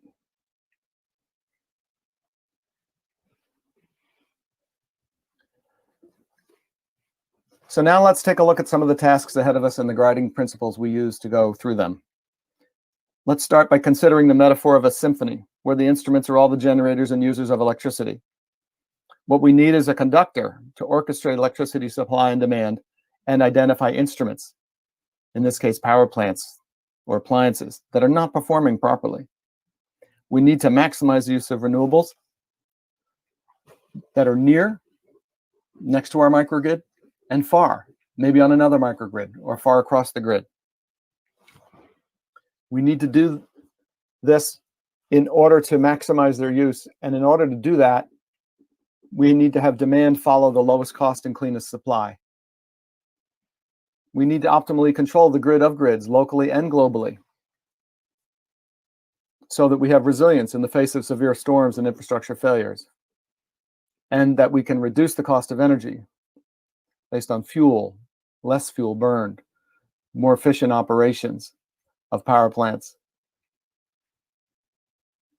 and less infrastructure issues. So let's look at some of the actions and benefits of optimal load shaping, and then we'll get to the technology itself. We're really talking about a marriage of telecom and power networks that together keep us safe. Load shaping allows loads to anticipate and follow the lowest cost and cleanest supply. So all sorts of things like electric vehicles, battery chargers for vehicles, all kinds of thermostats, power walls, hot water heaters, air conditioning systems, etc. Load shaping also provides a non-wires solution to mitigate grid congestion. We'll talk about that a little bit, so that utilities, community aggregators, and microgrid operators all can benefit without having to extend their existing infrastructure, without having to put new transformers in place or larger conductors. And these smart loads can provide grid interactive services and power quality support in the form of real and reactive power or frequency regulation. Some more benefits of optimum load shaping. From a generation perspective, we're extending the life and optimizing the output of power plants, and we'll see that in just a minute. We're reducing peaks, starts, stops, and up and down ramping. Now let's think about what that means. If you're using a skill saw on a Honda generator somewhere, right? You've got your own generation, you've got your own skill saw, which is a load that's a little microgrid. When you squeeze the trigger on that saw, what does the engine do? It goes, vroom, it ramps up to meet that load. That's up ramping. When you let go of the trigger, the generator falls back down. That's down ramping. And these large power plants do the same thing. And more of them have to start through the day and then stop as you approach the evening. And that costs money because they're enormous, as we've said. We can also reduce thermal power in the generation mix to lower fuel costs, emissions, and the horrible water consumption we mentioned. And we can also accelerate the transition to 100% renewable energy, because key to an optimum load shape is it's making the renewable energy available to appliances. And then from a transmission and distribution perspective, we're optimizing the infrastructure to alleviate congestion and construction backlogs. So let's get down to it. How does optimum load shaping work? Non-optimized loads turn on and off when they want, right? They have willy-nilly behavior. They have no idea what each other are doing. And this costs generator starts, stops, and ramping. So here's an example. We've got an electric vehicle, we've got the internet, and we have a power plant and a server that could send the optimum load shape out to the electric vehicle. Well, if we start with the unshaped load today, this is the state of Texas on one of the hottest days of the year. There's 24 hours located here. And the load you can see is somewhere around 36 gigawatts. In the beginning of the day, it falls to maybe 34, and then it rises to something like 60, and then falls off again in the evening. There's nothing being done to manage this load. It's just what it is. What is being managed are all the power plants that are running to meet that load. The area under this curve is about a terawatt hour. It's about a tenth of all the energy usage in the United States. And there's about 600 power plants that are depicted by these different colors. At the bottom are 4 nuclear plants in light blue. Above them are almost 100 coal plants in dark blue. Above them are hundreds of natural gas combined cycle plants in rows, as you see in the legend here. And then on top of all of these are the renewables. The wind is in orange, and you can see that it's high in the overnight and then falls off towards sunrise, 7 a.m. This light purple is distributed solar, utility solar. And then the dark purple is distributed solar. This little piece of red over here is a combustion turbine, a very inefficient machine that can start quickly to meet peak demand when none of the plants can ramp up as quickly. And notice the ramping. So we start here in the beginning part of the day. We're all asleep in the overnight, most of us. And then as we wake up, there's increased load on the network and the wind contribution is falling off. And so you can see the coal, and even more so the natural gas combined cycle plants ramping up, starting up and then ramping up to meet the load. And then as the sun comes out, you see there's a huge contribution. In this scenario, all homes were assumed to have 100% net zero solar. And that drives the load down considerably to the point where at 11 a.m., everything has ramped down. All the coal has shut off, all the natural gas has shut off. The entire state is running on renewables from 11 to 3, with the exception of the nuclear plants, which don't ramp very well, so they stay flat. But all this ramping is expensive, as we'll see, and sometimes you can't ramp fast enough, and you've got to start these combustion turbines, as we mentioned, are very expensive. So now let's think what an optimized load looks like. Let's say we took our EV charger and we sent it an optimum load shape, and so that it and other devices could act like virtual power plants that could try to meet the optimum load shape. Well, what does that shape look like? It's pretty straightforward. You take the area under the curve of all the thermal generation and you flatten it. So here we've got the nuclear plants running flat in light blue as we had above, but notice the coal plants are running flat and the natural gas plants are running flat. They have a constant output. So we're neither starting nor stopping nor ramping them. And that alone saves $1 billion a year in the state of Texas. And that's just in fuel costs. And if you scale that $1 billion a year in Texas, that's $10 billion in the United States, which is about $50 billion a year in savings from fuel. And then you add on the fact that you're reducing peak load on the grid. Right here, we had peak load that got up to about 40 by the thermal generation at the top here. And here we've got peak load that's only about 21 or 22. We've almost halved the peak load. And you've got the ability, as we said, for those smart devices to provide reactive power and frequency support. And you've got the benefits of reduced maintenance, because when you're not ramping these plants, they don't wear out as fast. And when you're not running them as much, they don't wear out as fast. And that means you're stalling or delaying or eliminating the need for new construction of power plants, transmission and distribution. Important stuff, a pretty simple technology. Let's see how it works a little more carefully after we look at the savings. In my references, I've got a paper that has this table. And if you look at the annual variable generation costs and CO2 emissions for different scenarios of low, medium, and high renewable energy penetration, you can see that the cost to generate electricity fell from $5 billion a year in low to under 4 to just about $3 billion a year in the high case. But we did start to see curtailment. However, when we go to the optimally shaped case, we've shaved over $1 billion a year off in terms of the fuel costs alone. So how does this work? We take the forecast load, and all utilities are forecasting load. Microgrid operators are starting to forecast load.